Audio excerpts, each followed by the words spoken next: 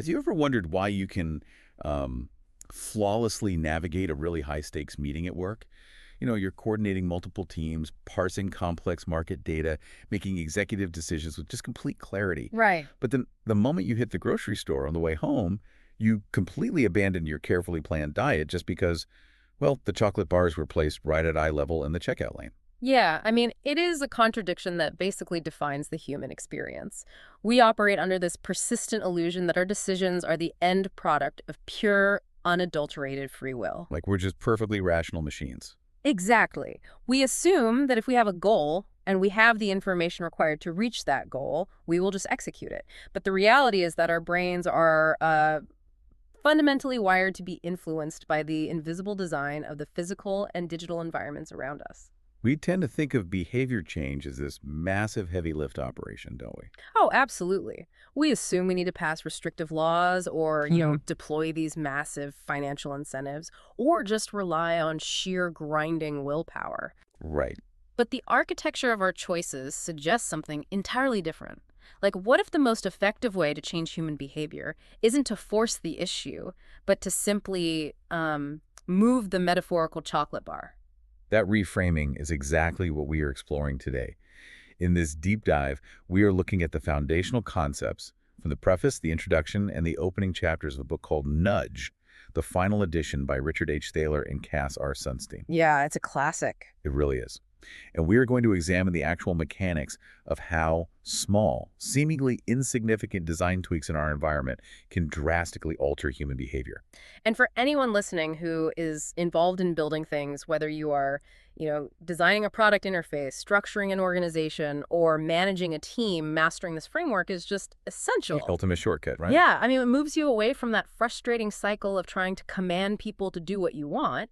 And instead, it gives you the tools to design an environment where the path of least resistance naturally aligns with the best possible outcome. Well, let's start with the foundational premise that makes this entire framework necessary.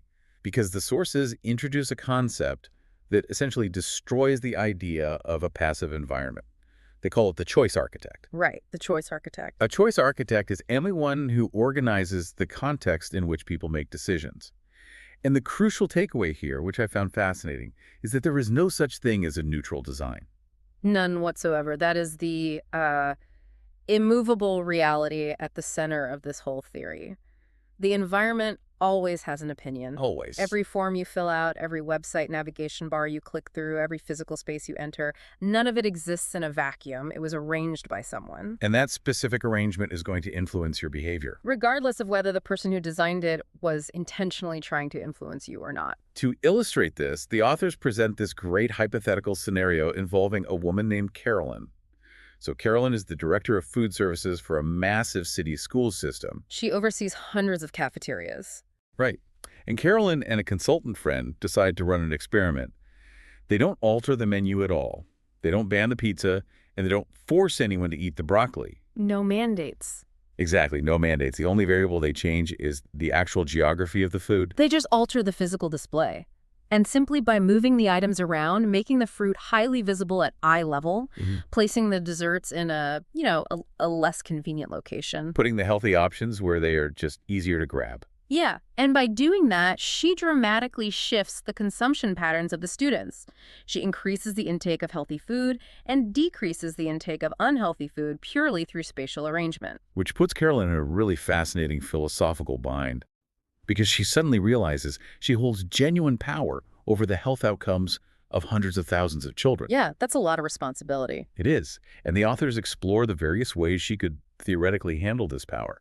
And looking at her options really highlights why the concept of neutrality is just a total illusion. Well, if we break down her options, the complexity becomes obvious pretty fast. The immediate, perhaps cynical corporate approach might be to maximize profit, right? Sure, pushing the highest margin items. Which are inevitably the highly processed junk foods. Or, alternatively, she could take bribes from suppliers to feature their specific products. Both of those are intentional, active forms of influence driven by ulterior motives. Exactly. But what if she genuinely wants to be neutral? What if she says, hey, I don't want to play God with these kids' diets? One argument is that she should just organize the food randomly. Like if it's random, it's not biased, right? Except randomness in a physical space creates absolute chaos. Think about the cognitive load on a user trying to navigate a genuinely randomized cafeteria. Right, the salad dressing is next to the chocolate cake, the spoons are hidden behind the mashed potatoes. It creates a terrible user experience. Furthermore, across hundreds of schools, randomness means some schools will inadvertently get a layout that promotes healthy eating by pure chance. While others get a layout that promotes junk food. Yeah, that isn't neutrality, it's just negligence. Right, and it fails to recognize that even a random layout dictates a choice. The food has to go somewhere. The layout exists. Another argument they bring up is that she should arrange the food to mimic what the students would choose on their own. To reflect their true, uninfluenced preferences. Exactly. But that creates a paradox, doesn't it? It completely does, because the initial experiment already proved that what the students choose is fundamentally dependent on the arrangement of the food. There's no baseline. Right, there is no baseline, uninfluenced preference to mimic. Because the preference cannot be separated from the environment in which it is expressed, you can't measure a variable independently of the instrument used to measure it. The design is the preference. So if she cannot avoid influencing them, and she cannot be truly neutral, the authors argue she is obligated to arrange the food in a way that makes the students best off, all things considered. She has to own her role as a choice architect. And this extends so far beyond hypothetical cafeterias. The physical environment shapes our actions in ways that completely bypass our conscious awareness. Oh, definitely. The sources point to a brilliant real-world intervention at Schiphol Airport in Amsterdam. It demonstrates how effectively you can guide behavior without ever issuing a command. Oh, I love this example. So the authorities at Schiphol were dealing with this universal infrastructure issue, the cleanliness of the men's restrooms. Specifically, they were dealing with spillage around the urinals. It's an annoyance, it degrades the facility, and it requires a significant amount of labor and financial costs to clean up. Right. And the traditional mandate-driven approach to this problem would be to put up signage, like, please be considerate or aim carefully. But signs rely on the user actively reading, processing, and actually caring about the message, which, they usually don't. No, they don't. Yeah. So instead, an economist named Ad Kobum suggested a microscopic design change. They etched a small photorealistic image of a black housefly right into the porcelain of the urinals. Position it precisely near the drain. Yes, and the mechanism behind why this works is so fascinating. It relies on visual targeting. Right, because if you give a human an empty white space, their attention just wanders. But if you place a distinct focal point in that space, especially one that resembles an insect, the user instinctively aims at it. It doesn't require them to read a sign or make a conscious moral choice about cleanliness. It simply engages their natural spatial awareness. And the result was an estimated 80% reduction in spillage. Which is wild. That is the power of understanding human behavior rather than fighting it. You achieve an 80% improvement in a metric without a single mandate. But, this concept of actively designing the environment to guide choices often faces intense resistance, particularly in business and management circles. Oh, for sure. There is a pervasive ideology out there that insists the only ethical way to present options to a consumer or an employee is to simply maximize their choices. Right. The belief is that maximizing options is the purest form of freedom. Yeah, but I think we have to challenge that maximize choices philosophy. Because as a consumer, being presented with uncurated, maximized options rarely feels like freedom. It feels like a burden. It really does. I mean, imagine walking into a high-end French restaurant, and instead of the chef providing a curated menu with distinct flavor profiles, the waiter wheels over a cart containing 300 different unlabeled cheeses. Oh, that sounds like a nightmare. Right. No pairing suggestions, no context, just a demand that you exercise your ultimate freedom to choose. That induces total paralysis. When I am not an expert in a specific domain, the ultimate freedom is actually having a trusted architect curate the noise and present a highly recommended default. The cheese cart analogy perfectly captures the friction of modern consumerism. When people are navigating complex, unfamiliar, or high-stakes decisions, flooding them with unorganized options leads to decision fatigue. And objectively worse outcomes. Exactly. If you are a business leader, you have to discard the illusion that you can simply provide a platform of endless choices and step back. The interface of your software, the structure of your employee benefits, the default settings on your service, these are all actively shaping behavior. But if we acknowledge that we are constantly influencing the people who interact with our systems, the immediate question becomes one of ethics, doesn't it? Yeah, that's the big hurdle. How do we architect these choices without crossing the line into manipulation? How do we build systems that guide behavior without treating people like subjects to be controlled? Well, the authors address this directly with the core philosophy of the entire framework. They call it libertarian paternalism. Libertarian paternalism, it's an intentional paradox. Yeah, it combines two concepts that are traditionally viewed as completely incompatible. Let's break down those two terms, because the friction between them is where the actual utility lies, I think. So, the libertarian component is an absolute requirement. It means the system must be liberty-preserving. The user must always remain entirely free to choose any option or to opt out entirely. The choice architect cannot lock the doors. Never. If a user wants to deviate from the suggested path, doing so must be cheap, easy, and frictionless. And then the paternalistic component acknowledges that it is legitimate for the architect to try and influence people's behavior in order to make their lives longer, healthier, and better. But the critical distinction here is the definition of better. It is not better as defined by the moral framework of the architect. It is better as judged by the choosers themselves. You are helping them achieve their own stated goals, not imposing your goals upon them. The sources offer the modern GPS navigation system as the ultimate embodiment of libertarian paternalism. It's the perfect example. It really is. A GPS is fiercely paternalistic in its operation. You input your desired destination, and it dictates a highly specific set of instructions. It actively guides your behavior step by step to optimize your route. But the reason we don't resent the GPS is because of its underlying libertarianism. Right. If you decide you want to ignore the instruction, maybe you know a shortcut where you just want to drive by the ocean and you take a left turn when the system told you go right, the system does not punish you. It doesn't lock the steering wheel. It doesn't shut off the engine. It simply recalculates. It instantly provides a new optimal path based on your newly chosen reality. The user retains absolute sovereignty. And that defines the boundary of a nudge. A nudge alters behavior in a predictable way without forbidding any options and without significantly changing the economic incentives. So returning to the cafeteria, putting the fruit at eye level is a nudge. Banning the pizza entirely is a mandate. Taxing the pizza so heavily that the students cannot afford it is a mandate. Right. A true nudge must be easily avoided. Even with that boundary, you can imagine the potential for misuse. Like, what if the developers behind the GPS are secretly taking payments from a fast food chain? Okay. And they program the algorithm to route you past their drive thrusts, well disguised as the optimal route. It still feels like a nudge, you can still ignore it, but the intent is deceptive. How do we safeguard the architecture? Well, the ethical safeguard the authors introduced comes from the philosopher John Rawls, and it is called the publicity principle. It is a vital constraint for anyone building these systems. How does it work? The principle states that a choice architect should never implement a nudge that they would not be entirely comfortable defending publicly. It requires absolute daylight. Exactly.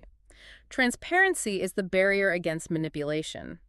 A nudge cannot rely on deception, subliminal messaging, or tricking the user's perception. So if an organization designs a cafeteria to promote healthy eating, they should be able to post a sign on the wall explaining exactly why the layout is the way it is without facing any backlash from the users. Right. Or if a company automatically enrolls its employees in a retirement savings plan, they must clearly state that this default was chosen because it statistically benefits the employee's financial future. Because if you are building a user interface, and you would be embarrassed if your customers discovered why you made a specific button harder to find, you are failing the publicity principle. You aren't nudging, you are hiding. Right.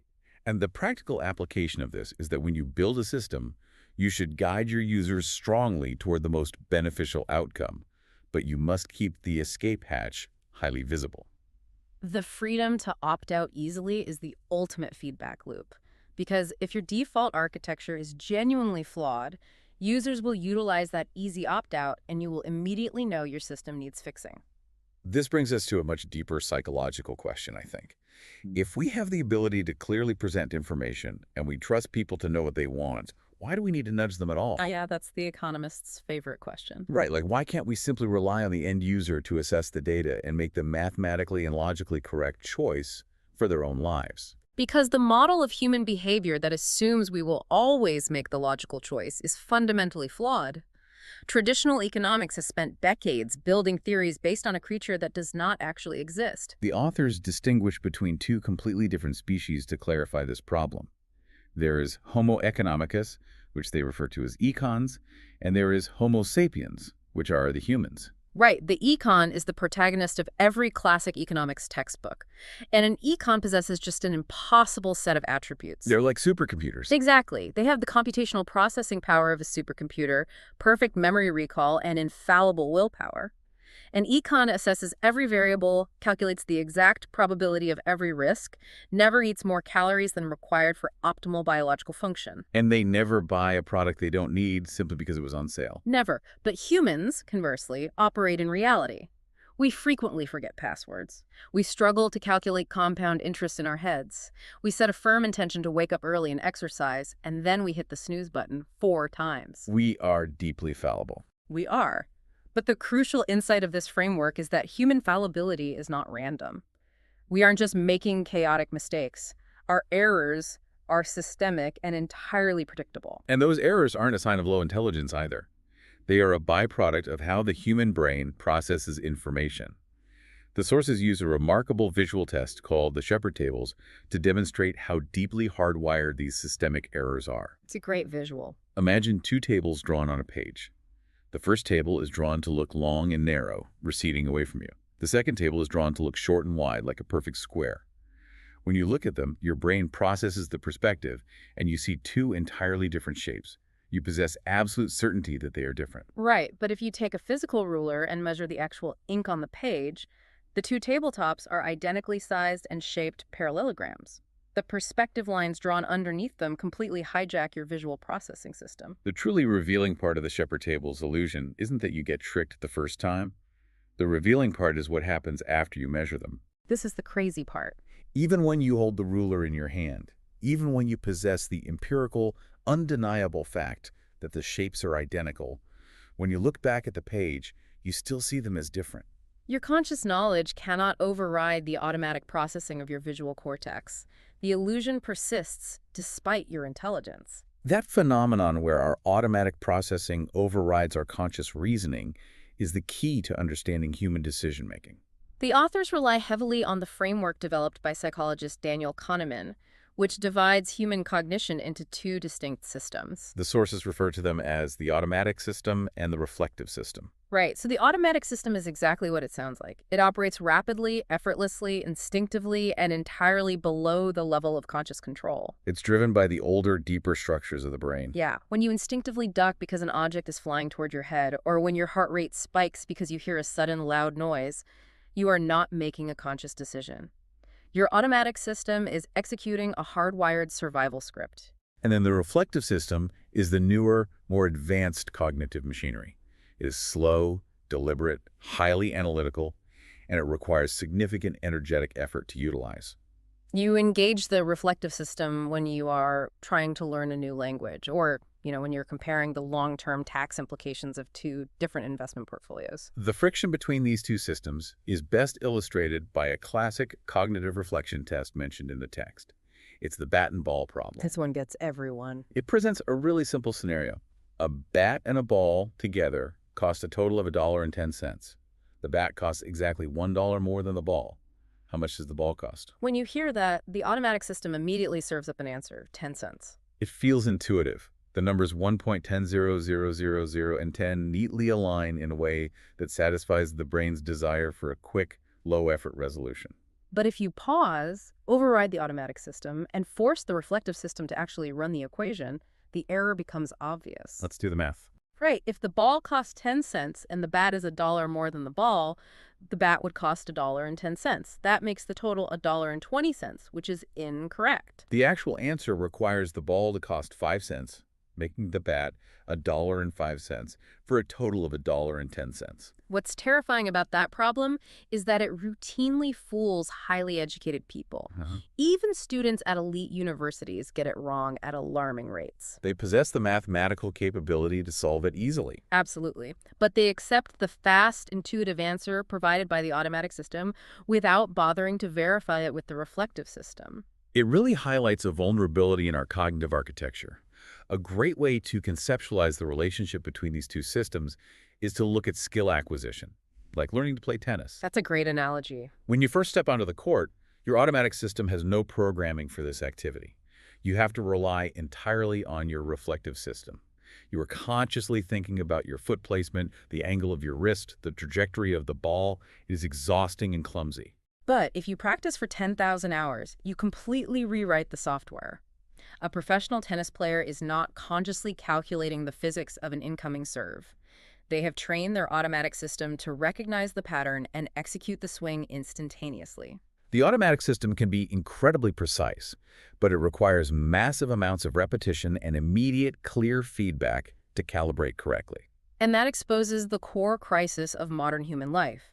We are biologically optimized to learn through repetition and immediate feedback. But the most consequential decisions we make today, choosing a mortgage, selecting a health insurance plan, allocating assets for retirement, they do not offer practice rounds. You don't get to buy 100 different houses to calibrate your intuition on interest rates. No, you have to make a highly complex, probabilistic decision on the first try, often while you are stressed, distracted, and overwhelmed by data. We are taking the fast, intuitive, pattern-matching automatic system, and we are forcing it to solve complex, novel mathematical equations. As the authors brilliantly describe it, we are forcing Homer Simpson to do Mr. Spock's job. Which means if you are designing a product, a service, or a public policy, you have to design it for Homer Simpson. You cannot build an interface that requires the user to constantly engage their reflective system just to navigate it. If your system requires deep, sustained concentration to avoid making a catastrophic error, your choice architecture has failed. Completely failed. You have to anticipate that your users are operating primarily on their automatic system, and you must design the environment so that their intuitive, low-effort choices lead to safe, optimal outcomes. This inherent conflict between the two systems becomes even more pronounced when we introduce the element of temptation. Like, what happens when the long-term goals of the reflective system collide with the immediate desires of the automatic system? This is the phenomenon of dynamic inconsistency. It describes the radical shift in our preferences based entirely on our proximity to temptation. From a distance, we are highly rational. On a calm Sunday afternoon, you might easily decide that you will wake up at 5 a.m. on Wednesday to go for a run. Right, your reflective system is in control, projecting a rational plan into the future. But when 5 a.m. on Wednesday actually arrives, the environment has changed. It's dark, the bed is warm, and the immediate physiological desire for sleep completely overrides the abstract goal of cardiovascular health. We effectively have two competing identities occupying the same mind, the planner and the doer. The planner is the avatar of the reflective system. It is focused on long-term welfare and optimization. And the doer is the avatar of the automatic system. The doer is tethered entirely to the present moment, driven by immediate sensory input, and highly vulnerable to arousal.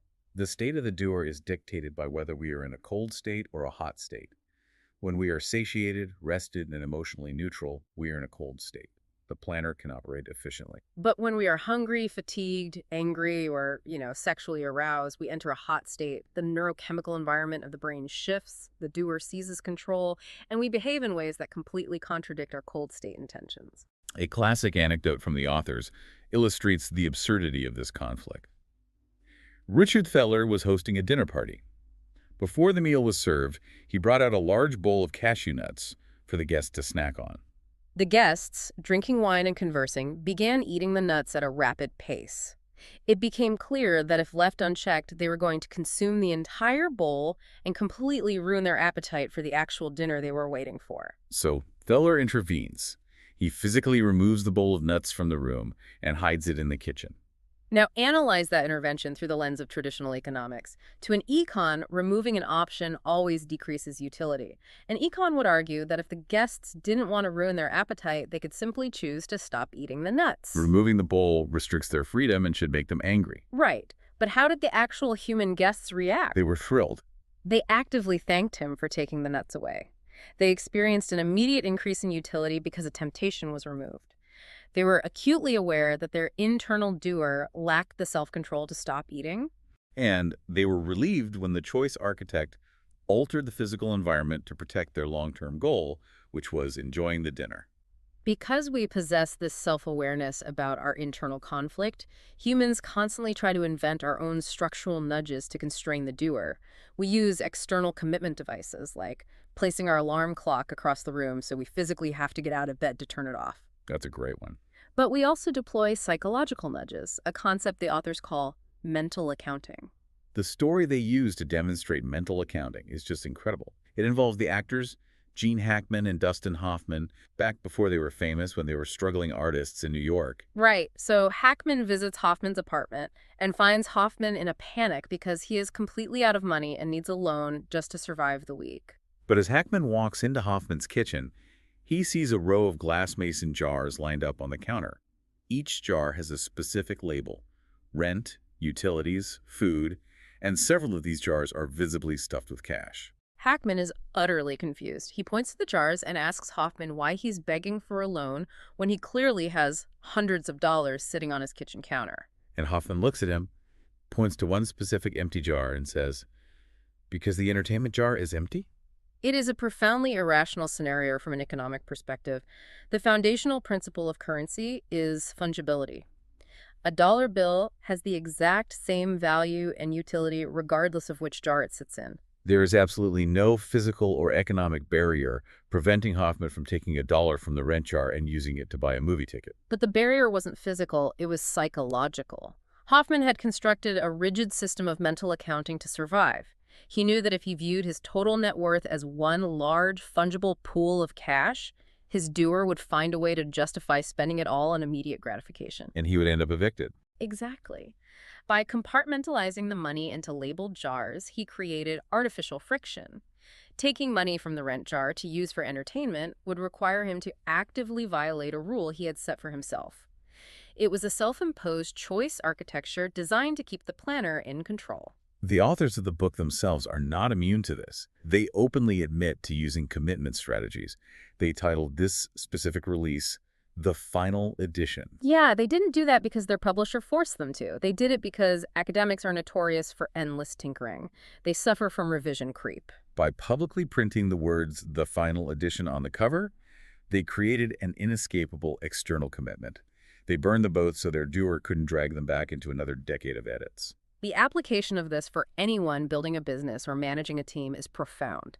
You cannot rely on people to maintain cold state rationality when they are operating in hot state environments. You have to lock in the good decisions when the planner is present. This is why auto-enrollment in retirement accounts is so effective. The employee makes the logical decision once during a cold state. And the system automatically deducts the money before the doer ever sees it in a paycheck. You are removing the friction for the desired behavior and intentionally adding friction to the undesired behavior. But everything we have discussed so far focuses entirely on the internal mechanics of the individual mind, right? The friction between our own cognitive systems. However, humans do not exist in isolation. We are fundamentally, profoundly social organisms. We are. And the decisions made by our automatic system are heavily dictated by the signals we receive from the people around us. This introduces a massive external variable. Econs don't care what their neighbors are doing. An econ wouldn't buy a specific style of shoe just because it is popular. They would only care about the material durability and the price. But humans are deeply, sometimes dangerously, susceptible to social influence, conformity, and peer pressure. The raw power of this instinct to conform is best demonstrated by the ash line experiments from the 1950s. The setup is brilliantly simple. A subject is brought into a room with a group of other participants. They are told they are taking a basic vision test. They are shown a target line on a screen, and then they are shown 3 alternative lines. They simply have to state out loud which of the 3 alternatives matches the length of the target line. It is an unambiguous task. The correct answer is glaringly obvious, and in the initial rounds, everyone in the room easily gives the right answer. But the twist is that the other participants in the room are not real subjects. They're actors. Yes, they are actors working for the researcher. And on a designated round, the actors all begin to sequentially, confidently select the exact same incorrect line. Then it becomes the actual subject's turn to speak. They're staring at physical reality. They know the group is wrong. But the pressure of being the sole dissenting voice is neurologically painful. The data from these experiments is alarming.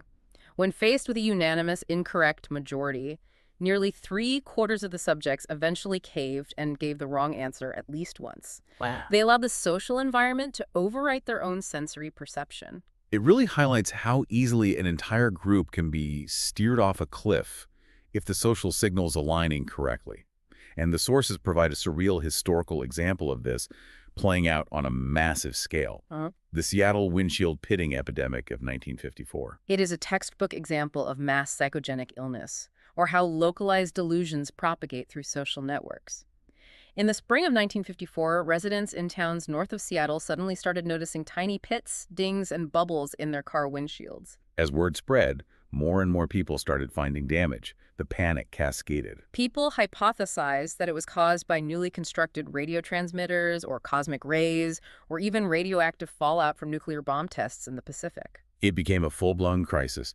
The mayor of Seattle actually appealed to the President of the United States for federal assistance. The police were overwhelmed with reports. But when scientific investigators finally analyzed the windshields, they discovered something incredible. The damage wasn't new. It wasn't. No, the pits and dings were the standard expected result of driving cars on paved roads. What had changed wasn't the physical reality of the glass, it was the focal point of the population's attention. Under normal circumstances, you look through a windshield. But because of the social panic and the news reports, an entire population suddenly started looking at their windshields. They focused intensely on a mundane detail they had previously ignored, and because everyone else was doing it, they reinforced each other's panic. The herd mentality created an entirely artificial reality. While that demonstrates the danger of unintentional social influence, choice architects can intentionally harness this exact same mechanism to drive positive outcomes. Yeah. Humans are what sociologists call conditional cooperators. Right, conditional cooperator. We generally want to do the right thing. We want to pay our taxes. We want to conserve resources. We want to keep our neighborhoods clean. But our willingness to do so is heavily conditioned on whether we believe everyone else is doing it too. We have a deep-seated fear of being the only person sacrificing while everyone else free rides. The authors highlight one of the most masterful deployments of this psychology in modern history: the Don't Mess with Texas anti-littering campaign. This is a classic case study. In the 1980s, Texas highways were covered in trash. The government had tried the standard bureaucratic approaches. They put up signs threatening fines. They released data about the environmental cost. They politely asked citizens to respect the landscape. It completely failed. The primary demographic responsible for the littering young men were entirely unresponsive to mandates from the state. So the state recognized they had a choice architecture problem. They needed to change the social environment. They didn't increase the fines or deploy more police. Instead, they created the slogan, "Don't mess with Texas." And critically, they didn't have politicians deliver the message. They recruited massive cultural icons, players from the Dallas Cowboys, legendary musicians like Willie Nelson, to appear in television ads. They completely reframed the behavior. They didn't say littering is illegal. They said real Texans don't litter. Don't disrespect our state. They tapped directly into identity and social norms. They made littering an act of deviance against the herd rather than an act of rebellion against the government. And the results were unprecedented. The campaign reduced visible roadside litter by 72% within its first 6 years. It worked because it provided a new social baseline. But for a manager or an entrepreneur looking to utilize this, the implementation requires strict adherence to the publicity principle we discussed earlier. Right. If you want to use social proof to guide behavior, the information you provide must be empirical reality. You cannot fabricate a social norm. You can't send out an email to your team claiming 90% of employees have completed their compliance training if the actual number is 40%. That is manipulative and it destroys trust. But if the number is 90%, broadcasting that fact is the most powerful nudge you have. If you want a customer to adopt a new feature, don't just send them a dry list of technical specifications. Frame it socially. Tell them 80% of organizations in your sector have made this their default setting. You are providing accurate data, but you are packaging it in a way that signals to their automatic system that this is the safe, cooperative path. So if we step back and synthesize everything we've unpacked from these opening chapters, the inevitability of the choice architect, the paradox of libertarian paternalism, the conflict between our automatic and reflective systems, and our vulnerability to the herd, what is the central unifying takeaway? I think the most important shift is how we view human error. For a long time, the baseline assumption in business, policy, and even self-help has been that human beings are fundamentally broken machines. You make bad choices because we are weak or ignorant or irrational. And therefore, the only way to fix the world is to force people to act like perfect, emotionless econs. But this framework suggests something deeply optimistic. We aren't broken. The world is just highly complex, and we are navigating it using evolutionary hardware that is easily distracted and prone to using shortcuts. We don't need to punish the quirks of human nature. We need to design for them. By accepting the role of the choice architect, you gain the ability to build systems, whether it's the physical layout of a workspace, the user flow of a mobile application, or the structure of a corporate policy that act as a gentle tailwind. You can intentionally design the environment so that when the user relies on their fast, low-effort automatic system, the path of least resistance naturally delivers them to the best possible outcome. You aren't restricting their freedom, and you aren't fighting their nature. You are simply making it easier for them to be the best versions of themselves. It is a profound shift in responsibility. It places the burden of optimal behavior not solely on the willpower of the user, but on the empathy and intention of the designer. But I want to leave you with a provocation to carry forward. Throughout this entire discussion, we have assumed that the choice architect is acting with benevolent intent. We've talked about using nudges to improve health, increase savings, and reduce friction. Right, the good stuff. But now that you understand the mechanics of the automatic system, how easily it is swayed by defaults, focal points, and social pressure, ask yourself, what happens when these exact same tools are weaponized? Yeah. What happens when a corporation understands your cognitive biases better than you do? Yeah. And they use that knowledge not to guide you to a better outcome, but to trap you into subscription, confuse your financial choices, and quietly extract your resources. It's a scary thought. Keep the mechanics of this deep dive at the front of your mind.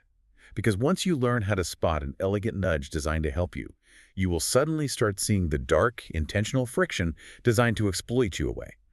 The architecture the authors call sludge everywhere you look. So I want you to picture two tables in your mind right now. Just like imagine them resting on a completely blank white floor. Okay, I'm picturing it. Right. So the first one is this long, skinny coffee table.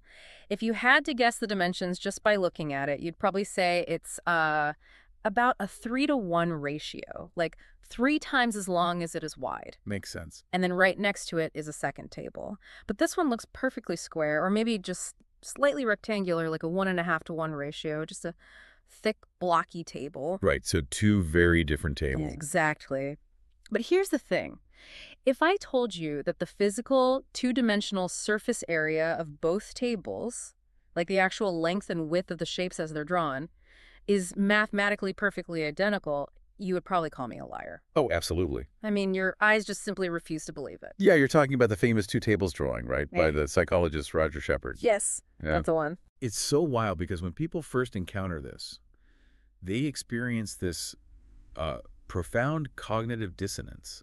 I mean, you could literally take a physical ruler, place it on the image, and measure the sides to prove they are identical. And they are? They are, Yeah. but the moment you take the ruler away, the illusion just immediately returns. The long table looks long again, and the square table looks square again. It's honestly infuriating. It really is deeply unsettling, mostly because we just trust our perception implicitly, you know? Right. But the reason this happens, it's not a glitch, right? Like, it's a feature. Completely. Because if our ancient visual hardware gets tricked by simple two-dimensional lines simulating three-dimensional space, it basically means our brain is doing exactly what evolution designed it to do. Which is making rapid assumptions. Exactly. Making rapid assumptions about perspective and shadows and angles just to, like, keep us from walking into trees or falling off cliffs. And that is the crucial takeaway here. Falling for the two tables illusion doesn't mean you have poor eyesight, and it certainly doesn't mean you have low intelligence. Right. It proves you have a highly functioning, certifiably human brain. Your visual system relies on these hardwired shortcuts to process massive amounts of geometric data in, like, milliseconds. Which is amazing, but also kind of terrifying when you think about it. Oh, totally, because here is where we make the leap, right? If our deeply ingrained visual processing can be so predictably hijacked by a few lines on a page, we have to assume our complex decision-making processes are equally vulnerable. Right, so we don't just have visual optical illusion. Exactly. We have behavioral and psychological illusion. Which brings us to the core of what we're doing today. because that optical illusion is really the key to understanding why we routinely make just terrible decisions with our money, our time, and, well, our businesses. We really do. So we are officially jumping into our deep dive on the first chapter of Nudge by Nobel laureate Richard H. Thaler and Cass R. Sunstein. Such a monumental book. It really is. And this first chapter is called Biases and Blunders, and it essentially just detonates the foundational premises of traditional economics. Oh, it completely destroys it. Because for, the better part of a century, economics textbooks have operated on this wildly inaccurate assumption. They built this entire scientific discipline around a mythical species the authors call econs. Right, Homo economicus. Yes. If you read standard economic models, an econ is this fascinating, completely fictional entity. I mean, an econ processes information with the pure logic of a supercomputer. Like they're not even human. Exactly. They possess this flawless infinite memory, like a cloud server, and they have the unshakable ascetic willpower of Mahatma Gandhi. Which is hilarious. Right. An econ calculates the long-term utility of every single action they take. They never overeat. They never impulse buy a television just because it's on sale. And they always save the exact mathematically optimal amount for retirement. Precisely. Meanwhile, back in reality, we are humans. Like, we struggle to do long division in our heads. We forget our anniversaries. Right. We swear we are going to start a diet on Monday, but then we eat like half a pizza on Tuesday just because we had a stressful day at work. We've all been there. And that's what behavioral economics, which is the field Thaler, helped pioneer. Yeah. That's what it's all about. It's entirely about bridging the gap between the imaginary, perfectly rational econ and the very real, easily distracted human. And understanding that gap is really the ultimate cheat code, isn't it? Oh, it's a massive structural advantage for anyone operating a business, designing a product, or honestly just trying to navigate modern life with fewer regrets. Yeah, because of the systems that govern our society, from, corporate HR departments to marketing agencies to banks, they were largely built by people who believed they were dealing with econ. This is a huge mistake. Right. So when you understand that you are actually dealing with humans, you can anticipate their predictable blunders. You can design systems that work in harmony with human nature rather than just fighting this losing battle against it. Exactly. And to start mapping out this human software, we really have to look at the operating system itself. Thaler and Sunstein lean heavily on a framework popularized by another psychologist, Daniel Kahneman. Right. Thinking fast and slow. Yeah. So he divides our thinking into two distinct modes, the automatic system and the reflective system. Okay, break those down for us. Well, the automatic system is fast, intuitive, effortless, and heavily driven by emotion, instinct, and associative memory. Like gut reactions. Yeah, it operates in literal milliseconds. Yeah. It's the part of your brain that makes you flinch when a loud noise happens, or how you effortlessly read the anger on someone's face all the way across a crowded room. You don't even have to try. Exactly. Now, the reflective system is the complete opposite. It is slow, deliberate, intensely logical, and requires a massive amount of caloric energy to just boot up. It's the heavy lifter. Right. It's what you use when you are trying to calculate, like 411 multiplied by 317 in your head, or when you're parallel parking a rental car in a tight space in a strange city. Oh man, the worst. Okay, so let's run a quick diagnostic on your operating system right now with the classic bat and ball problem. Oh, this is a great one. It is. So I'm going to ask a math question, and the goal is to answer it intuitively, as fast as possible. Ready? A bat and a ball cost $1.10 in total. The bat costs exactly $1 more than the ball. How much does the ball cost? And for the vast majority of people, the brain just immediately screams the answer, 10 cents. It feels incredibly obvious, $1.10. Your brain just naturally parses the numbers in the sentence. But if you actually pause and engage the reflective system, you realize the math doesn't hold up at all. No, it doesn't. Because if the ball costs 10 cents and the bat costs $1 more than the ball, the bat would have to cost $1.10. Right, which would make the total $1.20, which violates the whole premise. Exactly.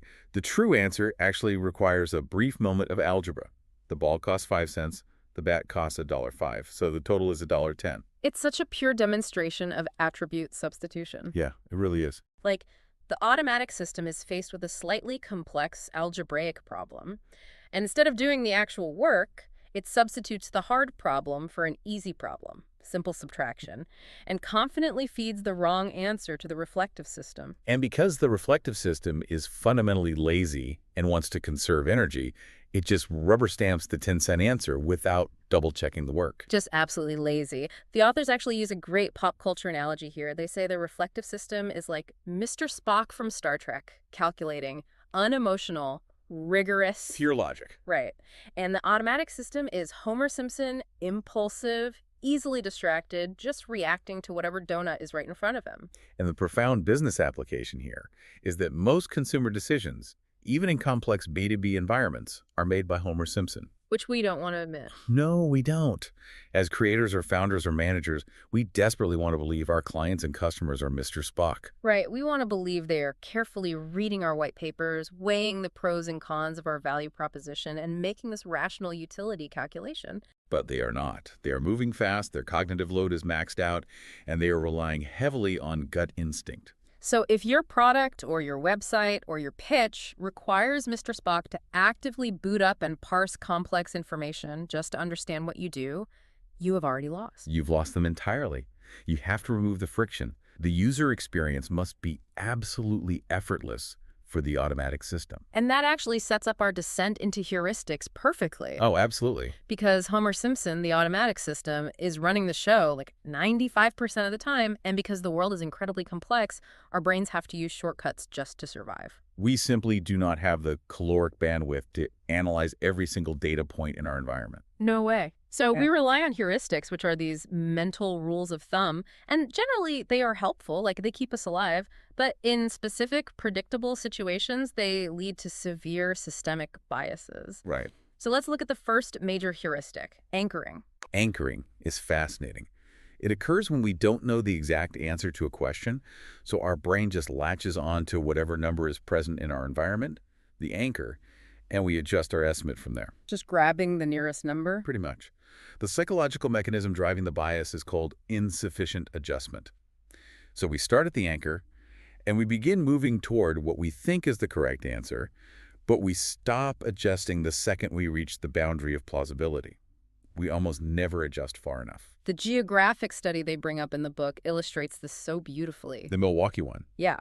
So researchers stopped people on the street in Chicago, which has a population of about 3 million, and asked them to guess the population of Milwaukee, Wisconsin. Okay. The Chicago residents think, okay, Milwaukee's a major city, but it's not nearly as big as Chicago. I'll adjust down. Let's guess 1 million.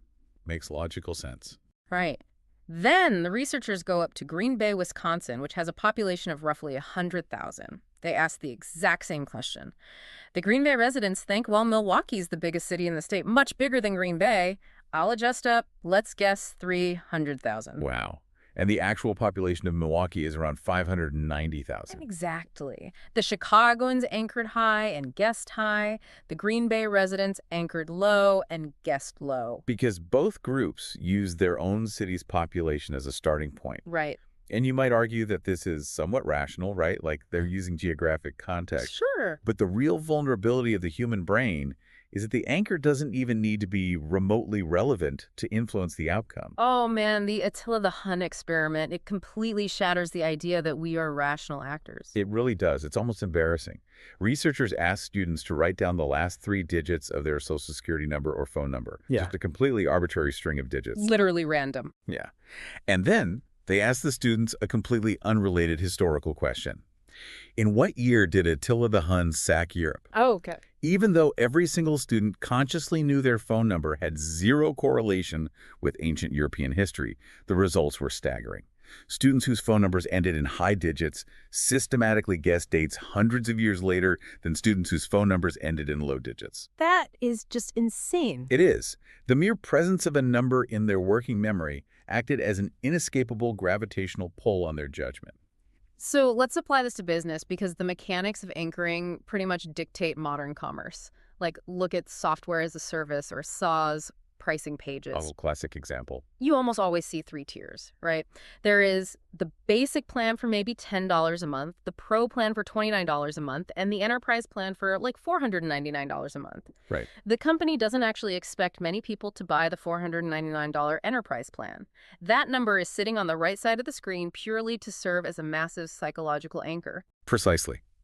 By putting $499 in your working memory, the $29 pro plan suddenly feels like this incredible bargain. Exactly. If the enterprise plan wasn't there, $29 might feel really expensive for an app. It happens in real estate constantly, too.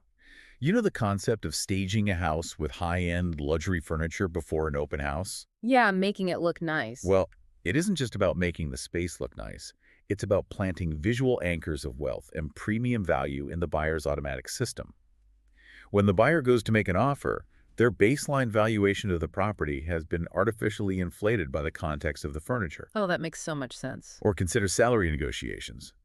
The first number thrown out in a negotiation dictates the entire trajectory of the conversation. Yes, whoever speaks first wins, You basically. fudge. If you were a freelancer and you start by saying, my hourly rate is $50, you have immediately anchored the client to a granular, low-stakes number. But if you start by asking, what is the financial cost to your company if this project fails? And they say $100,000. You have now anchored the negotiation to massive value. Oh, wow. Right. So when you later quote a $10,000 project fee, it seems perfectly reasonable compared to the $100,000 anchor. It's almost like a magic trick. We are so easily manipulated by context. We really are. So let's move from numbers to how we assess risk, because that's huge. The second major shortcut is the availability heuristic, and this dictates how we determine the probability of an event actually happening. This is a big one. Yeah, so let me throw another question at you. In the United States, are there more gun deaths every year from homicides or from suicides? And when surveyed, the vast majority of the public confidently answers homicides. The reality isn't even close, though. Suicides by gun are roughly twice as common as homicides by gun. Wow. So why do our incredibly advanced brains get the math so consistently wrong? Because the brain doesn't actually calculate probability. It calculates retrieval fluency. Retrieval fluency? Yeah, so the availability bias means we assess the likelihood of an event based on how easily we can recall examples of it happening from our memory. Oh, okay. It's an evolutionary shortcut. In a hunter-gatherer tribe, if you can easily remember 3 people getting eaten by a tiger near the river, it's highly probable the river is dangerous. Sure, that makes sense. But modern media completely breaks this heuristic. Homicides, especially mass shootings, they just dominate the news cycle. They generate outrage, they are the plot of countless movies, and they are highly discussed on social media. So they're super easy to recall. Exactly. They are highly available to our memory. Suicides, on the other hand, are rarely reported in the news out of respect for the families, and they don't drive sensational ratings. Because examples of suicide don't just cop into our heads with the same visceral ease, our automatic system incorrectly assumes they are statistically rare. It perfectly explains why people are, terrified of shark attacks, but will comfortably drive 75 miles an hour down a highway while looking at a text message on their phone. You can instantly picture a shark attack. You've seen the movie Jaws, you've seen the viral videos. The image is vivid and very available. But the statistical reality is that you are infinitely more likely to die in a completely mundane car crash than by a shark. But the mundane just doesn't imprint on our memory the same way. No, it doesn't. If we pull this into the corporate world, the availability bias is responsible for massive misallocations of capital. Remember, organizations are run by humans, not econs. Right. A CEO might authorize a multi-million-dollar budget to protect the company against a highly publicized, vivid, but statistically remote risk like a catastrophic PR cancellation event or a hostile takeover. Just because it's scary. Well, because they just read an article about it happening to another company, so the threat is highly available in their mind. Meanwhile, they completely ignore quiet, unglamorous, but statistically lethal risks. Like what? Like slow employee burnout, or the creeping accumulation of technical debt in their software infrastructure. They ignore a competitor, quietly eroding their market share by 1% every single quarter. Wow. So the lesson here is that you really need to audit your anxieties. Oh, absolutely. If you are losing sleep over a specific threat to your business or your personal life, you have to force your reflective system to ask, am I afraid of this because it is mathematically probable, or am I afraid of this because it makes a great headline and is highly available to my imagination? Yes, you have to look at the actual actuarial tables, not the mental movie playing in your head. Right. We just naturally substitute a hard question like, what is the statistical probability, with an easy question, how easily can I remember this happening? Precisely. Which leads us to our third heuristic, representativeness. Which is sometimes called the similarity heuristic, right? Exactly. This one reveals how heavily we rely on stereotypes and pattern matching. And it is best illustrated by one of the most famous thought experiments in the history of behavioral economics, the story of Linda. Oh, Linda. Okay, so imagine Linda. She is a 31-year-old woman. She is single, outspoken, and very bright. She majored in philosophy in college. As a student, she was deeply concerned with issues of discrimination and social justice, and she actively participated in anti-nuclear demonstrations. Okay, so based on that exact description, participants in the study were asked to rank several statements about Linda based on their probability. The crux of the experiment comes down to choosing between two specific options. Right. Option 1, Linda is a bank teller. Okay. Option 2, Linda is a bank teller and is active in the feminist movement. And when you pose this to people, the overwhelming majority choose option 2. They say it is far more likely that Linda is a feminist bank teller than just a bank teller. Which is fascinating. And we aren't just talking about like random undergraduates taking a survey. They ran this on highly educated graduate students who had taken advanced statistics courses, and they still chose option 2. Which is a complete mathematical impossibility. Right. This phenomenon is known as the conjunction fallacy. To understand why it's impossible, just imagine a Venn diagram. You have one massive circle that contains every single bank teller in the world. Okay. Inside that massive circle, there is a much smaller subcircle containing bank tellers who are also active feminists. The subset can never, under any logical circumstances, be larger than the entire set. Because it's literally inside the other circle. Exactly. Every single feminist bank teller is, by foundational definition, a bank teller.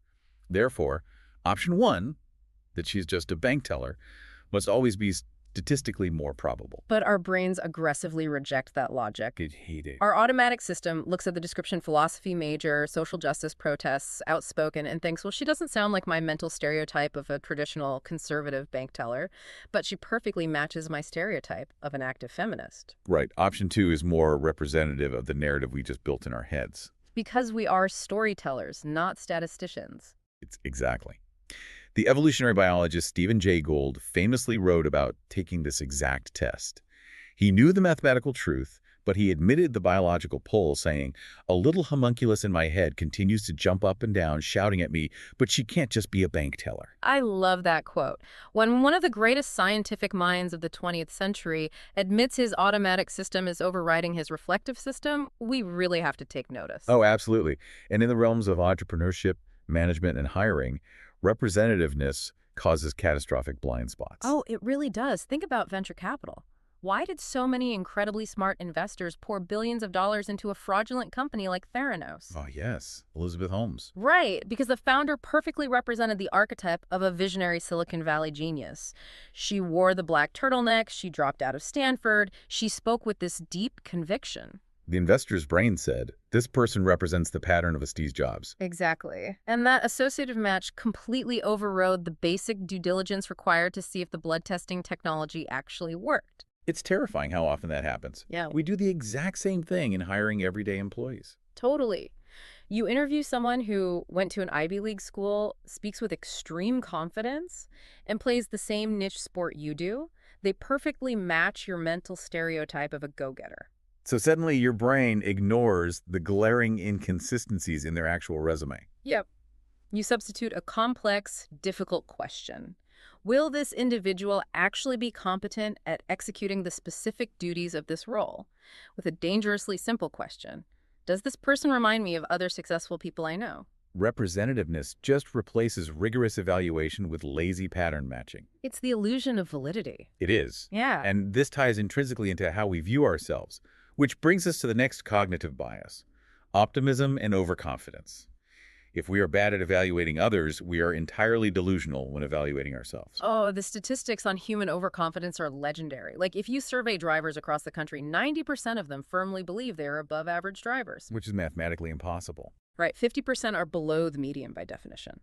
Or if you survey university professors, a group that prides itself on objective analysis, right? 94% of them believe they are better at their jobs than the average professor. We navigate the world wearing psychological rose-colored glasses. And this pervasive optimism doesn't disappear when the stakes are incredibly high or when the historical data is universally known. Like with marriage. Yes, let's look at marriage. In the United States, the divorce rate has historically hovered around 40 to 50%. This is common knowledge. Yet, if you survey couples shortly before their wedding day and ask them to estimate their own personal likelihood of getting divorced, the answer is almost universally 0%. They just think they are the exception. They acknowledge the 50% base rate for society, but they believe it doesn't apply to them.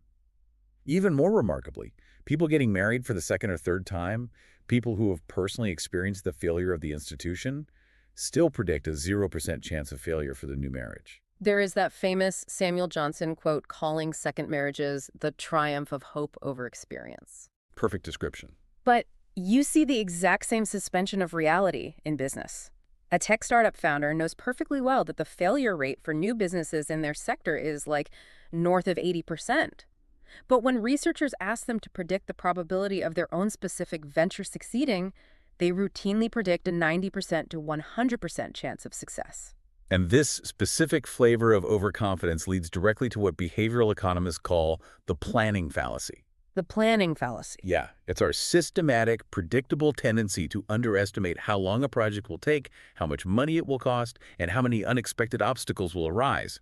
And the most insidious characteristic of the planning fallacy is that we fall victim to it even when we're explicitly aware of it. Right. Think about anyone who has ever remodeled a kitchen or a bathroom. Going into the project, you know logically that contractors run late, materials get delayed, and hidden mold is always found behind the drywall. Always. You know it will take longer than the estimate, yet you still mentally budget your life and finances based on the absolute best-case scenario. I want to push back on this a little bit, though.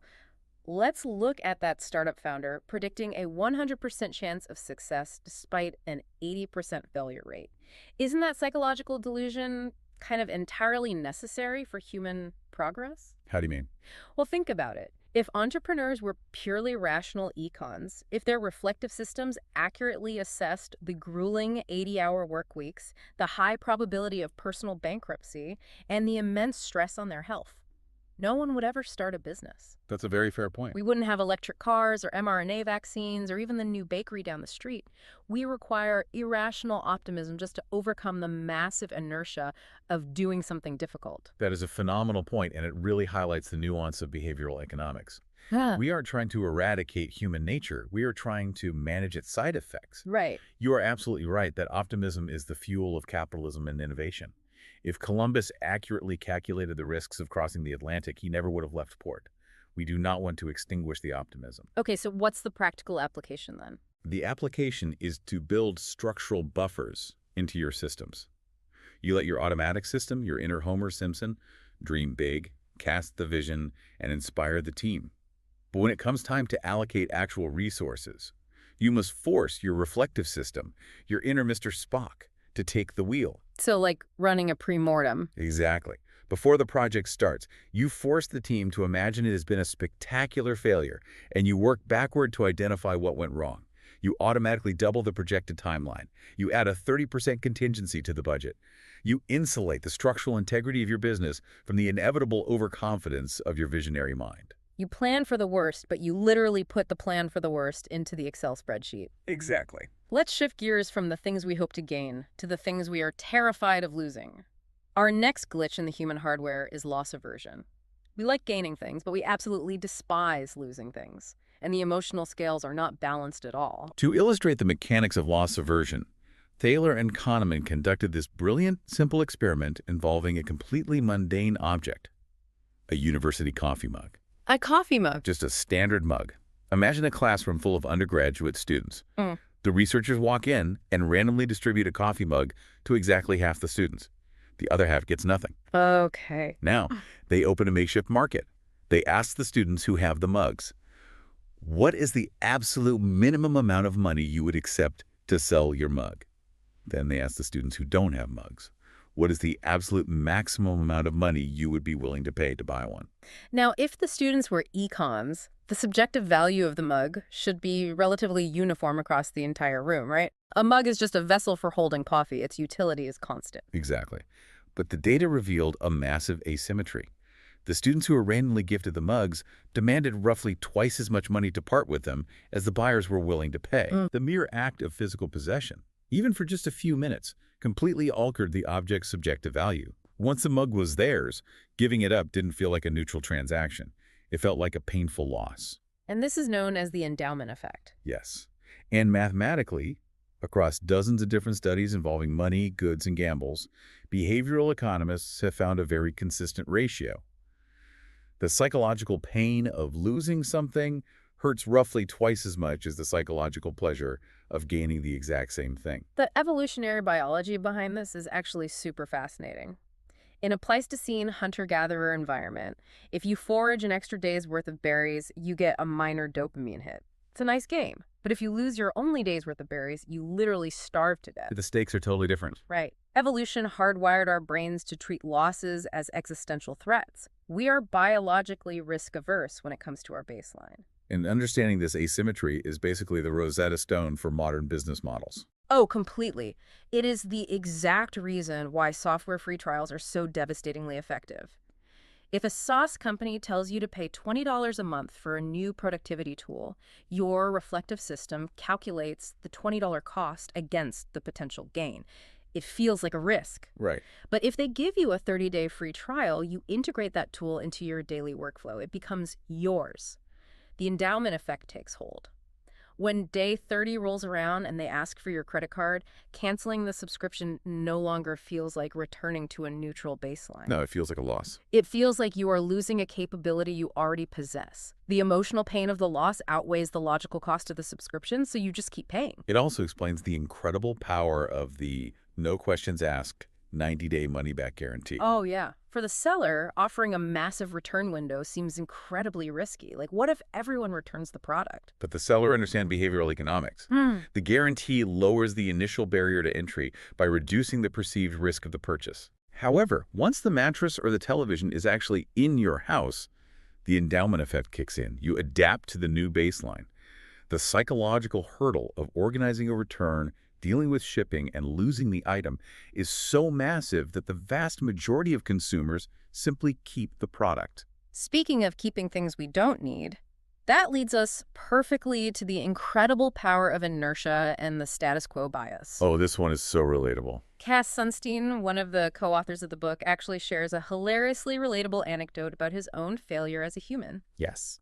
Years ago, he received a promotional offer for several free magazine subscriptions. He signed up, thinking it was a harmless perk. What he didn't actively register was that after a few months, the promotional period would end and the subscriptions would automatically renew at the full premium price. Ah, the classic subscription trap. Right. And he hated these magazines. He wasn't even reading them. They were just piling up in his house, gathering dust, serving as a monthly reminder of his mistake.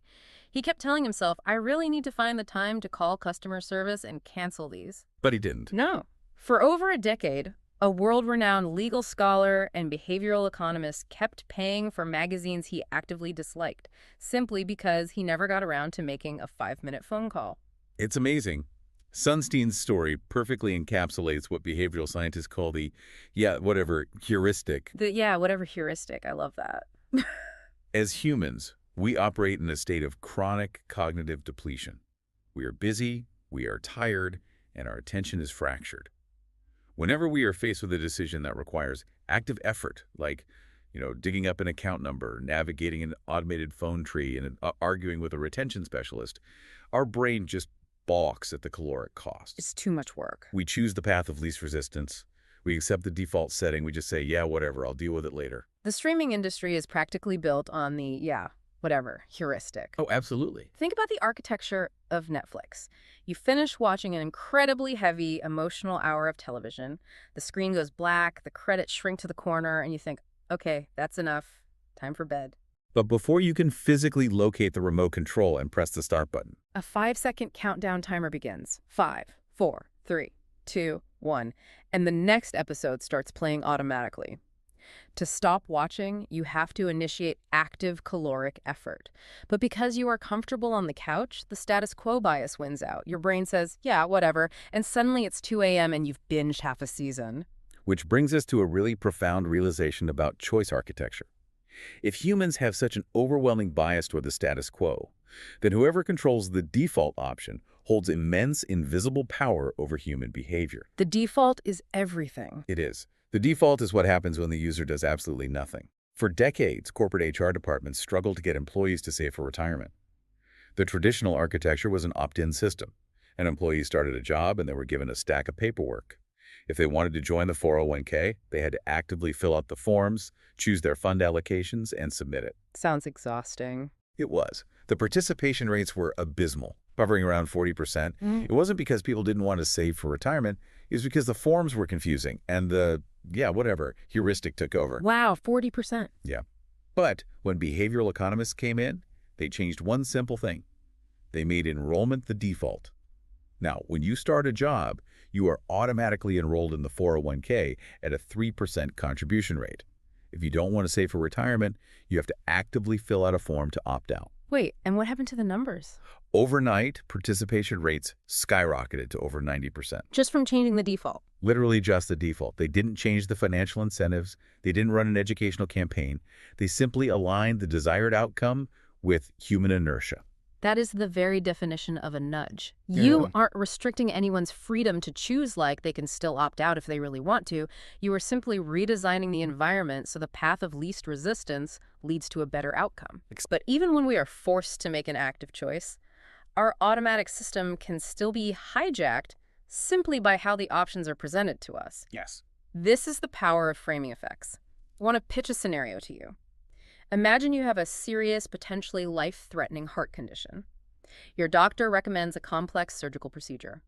Naturally, you ask about the risks involved. Okay. Dr. A looks you in the eye and says, of 100 patients who have this operation, 90 are alive after 5 years. Right. But Dr. B looks you in the eye and says, of 100 patients who have this operation, 10 are dead after 5 years. Now, rationally, engaging the reflective system, those two statements represent the exact same statistical reality. Right. A 90% survival rate is mathematically identical to a 10% mortality rate. But the psychological impact is vastly different. If Dr. A tells you 90 patients are alive, you feel a wave of relief. The word alive carries a positive emotional valence. You think, okay, those are great odds. Let's schedule the surgery.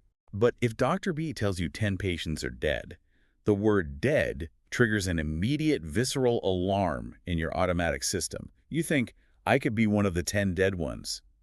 And you become terrified of the procedure. And the scary part is, this isn't just lay people getting confused. Studies have actually shown that highly trained medical professionals, doctors who understand the statistics perfectly, are fundamentally influenced in their own recommendations based on how the outcomes are framed. Because the framing of a choice dictates the emotional reaction, which in turn dictates the decision. The automatic system reacts to the emotional weight of the words long before the reflective system has time to process the underlying math. This has massive implications for marketing, right? And public policy. Oh, huge. Think about the grocery store. A package of ground beef labeled 90% fat-free will massively outsell a package labeled 10% fat, even though the product is exactly identical. Because fat-free triggers a positive association with health. Right? And 10% fat triggers a negative association with weight gain. And if we combine framing with our previous concept of loss aversion, you get incredibly potent behavioral engineering. How so? Consider an energy company trying to get consumers to insulate their attics. If they run a campaign that says if you insulate your attic, you will save $350 a year, compliance is generally low. Saving money is nice, but it lacks urgency. Right, it's just a gain. But if they reframe the exact same math as a loss, if you do not insulate your attic, you are losing $350 a year, literally letting money escape through your roof. Compliance jumps significantly. Framing the choice around the pain of a loss speaks the language of the automatic system. It's all about how the information enters the brain. Exactly. Okay, let's dive into the final major concept of the chapter. And this is probably my favorite because it exposes just a fundamental flaw in how traditional economics views human desire. It's about dynamic inconsistency and temptation. The cashew nuts. Yes. The author, Richard Thaler, loves telling this story. Years ago, he hosted a dinner party for a group of his colleagues, all of whom were esteemed, highly rational economists. Right. While he was finishing the main course in the kitchen, he put out a large, inviting bowl of roasted cashew nuts in the living room for his guests to snack on. The economists were drinking wine, chatting, and absolutely demolishing these cashews. Actually. After a few minutes, Kaler peeks out and realizes that if he leaves the bowl on the table, these brilliant minds are going to eat every single nut and completely ruin their appetites for the expensive, carefully prepared dinner. So he walks into the living room, picks up the bowl of cashews without a word, and hides them back in the kitchen. And how did this room full of traditional economists react to having their food taken away? They thanked him. They were genuinely relieved that he removed the temptation, but then, because they're academics, they immediately started arguing about why they were happy. Which breaks their own rules. Yeah. Exactly. According to the foundational laws of traditional economics, the laws they literally teach to their students, having more options is always strictly better than having fewer options. Before Thaler removed the bowl, they had a choice. They could choose to eat a cashew, or they could choose to not eat a cashew. They had perfect freedom. But by hiding the bowl, Thaler restricted their choices. To an econ, it is fundamentally illogical, almost offensive, to be happy about having your freedom of choice restricted. But humans suffer from dynamic inconsistency. Our preferences and our willpower are not static. They change violently depending on our state of arousal. Thaler conceptualizes this as an internal battle between two selves residing in the same body, the far-sighted planner and the myopic doer. Okay, explain those. The planner represents your reflective system. The planner is looking at the big picture thinking, we are at a lovely dinner party, the main course is going to be fantastic, we should stop eating cashews so we have room for the good food. And the doer. The doer represents the automatic system. The doer has no concept of the future. The doer sees salt, fat, and crunch right in front of its face and says, consume calories now. It's the ultimate human struggle. My planner sets the alarm for 5:30 a.m., lays out the running shoes, and dreams of a marathon. My doer wakes up at 5:30 a.m., feels the cold air in the bedroom, hits the snooze button, and stays under the warm covers. We all do it. This inconsistency is driven by what behavioral economist George Lowenstein calls the hot-cold empathy gap. The hot-cold empathy gap. Yeah. When we are in a cold, rational, unaroused state like when you are setting the alarm at 9 p.m. after a relaxing evening, we severely underestimate how weak our willpower will be when we are in a hot, aroused state like when we are exhausted at 5:30 a.m. or when we are hungry and staring at a bowl of salty cashews. The cold planner lacks empathy for the hot doer. Exactly. The planner assumes the doer will behave rationally. The doer never does. So if willpower is a myth, or at least a highly depleting resource, how do we win this battle against ourselves? The only reliable way for the planner to defeat the doer is through commitment strategy. Commitment strategies. You have to restrict your own future choices while you are still in a cold, rational state. You change the environment so the doer cannot sabotage the plan. Like Ulysses and the Sirens. Exactly. The classic historical example is Ulysses having his crew tie him to the mast of the ship so he couldn't steer them into the rocks when he heard the irresistible song of the sirens. He knew his doer would fail, so he bound his future self. Today, commitment strategies are everywhere once you start looking for them. Like if you know you overeat at restaurants, you ask the waiter to box up half your meal before they even bring it to the table. Yep, you are making the choice when you're cold, preventing the hot doer from eating the whole plate. Or people use apps like Stick, where they put their own money in escrow, and if they fail to meet a goal like going to the gym 3 times a week, the app automatically donates their money to an anti-charity, a cause they actively despise. Which is brilliant. And the authors actually deployed a commitment strategy on themselves with this very book. Oh, right. The title. Yes, the version of Nudge we are discussing is titled Nudge, the Final Edition. In the preface, they explicitly admit that they named it the Final Edition as a public commitment strategy. Because they knew they'd just keep editing it. Exactly. They knew their inner academics would want to endlessly revise, tweak, and update the manuscript for the rest of their lives. By putting Final Edition on the cover, they locked themselves into finishing it. They removed the option to endlessly tinker. It's a brilliant meta-demonstration of their own theory. It really is. And as we synthesize all of these concepts from the two tables illusion to the cashew nuts, we start to see a cohesive picture of the human condition. We really do. The core philosophy of behavioral economics, and really the soul of this chapter, is deeply forgiving. We are not fundamentally dumb. The world is simply unimaginably complex, and our cognitive bandwidth is severely limited. We just have to use these shortcuts. We rely on necessary evolutionary shortcuts heuristics just to survive the overwhelming data flow of modern life. But those very shortcuts leave us open to predictable biases, blunders, and manipulation. Right.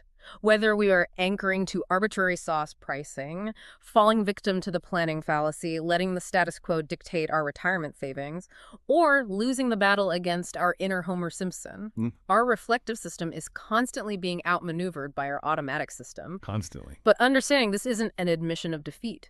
Realizing that you are a human and not an econ is really the ultimate empowerment tool. Completely. Once you acknowledge the biological reality of the battle between your planner and your doer, you can stop relying on brute force willpower, because willpower is a leaky bucket. It will eventually run dry. It always does. Instead, you can become the active architect of your own life. You can design better environments. You can set up positive default options, like automating your investments so the money leaves your checking account before you even see it. Yeah. You can deploy commitment strategies to protect your future self from your present temptations. By accepting the existence of your blind spots, you can build systems that navigate safely around them. You move from being a passive passenger, just reacting to the anchors and frames placed by others, to an active designer of your own choices. And that leaves us with a final provocative thought to chew on. We've spent this entire deep dive exposing the glitches in our human hardware.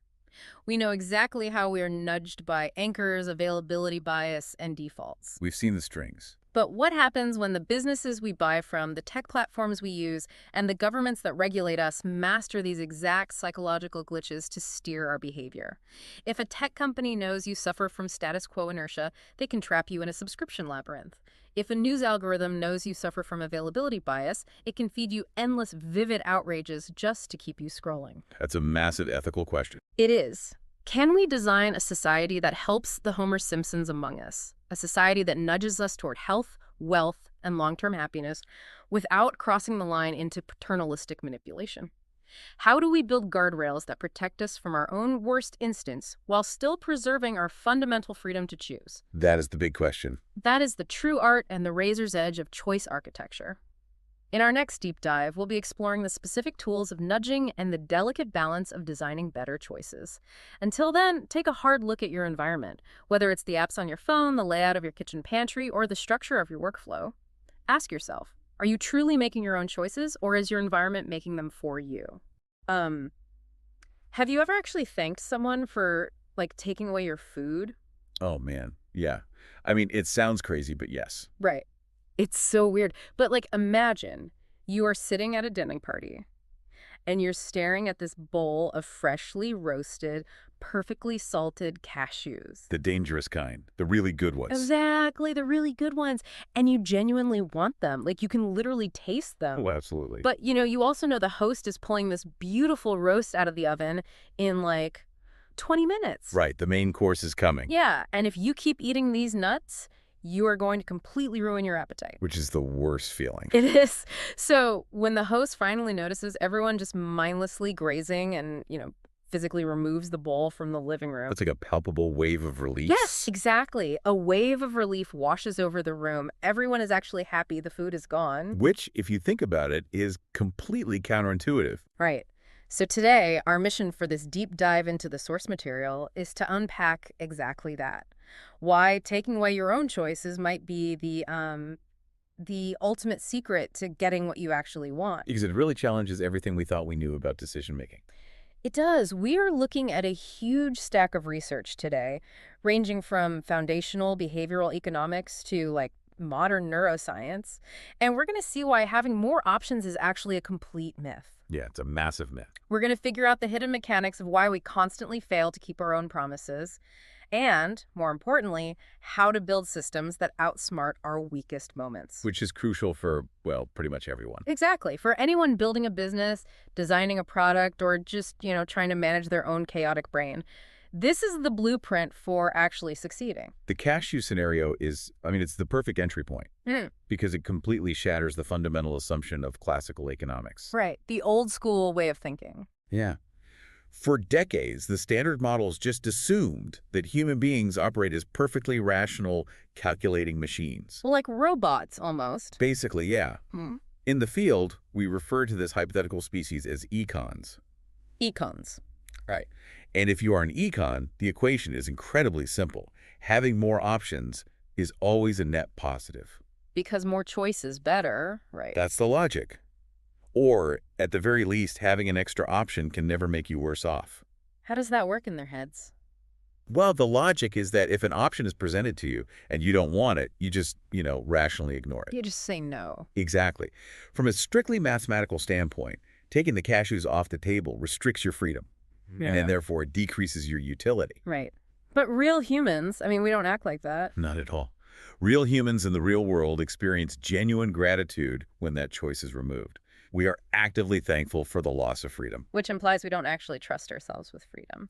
Like, if I'm an econ, I just look at the cashews and say, I have reached my optimal cashew limit. I will now stop. Right. My caloric intake for the appetizer portion is complete. Yeah. But I know for a fact if the bowl is there, my hand is going in the bowl.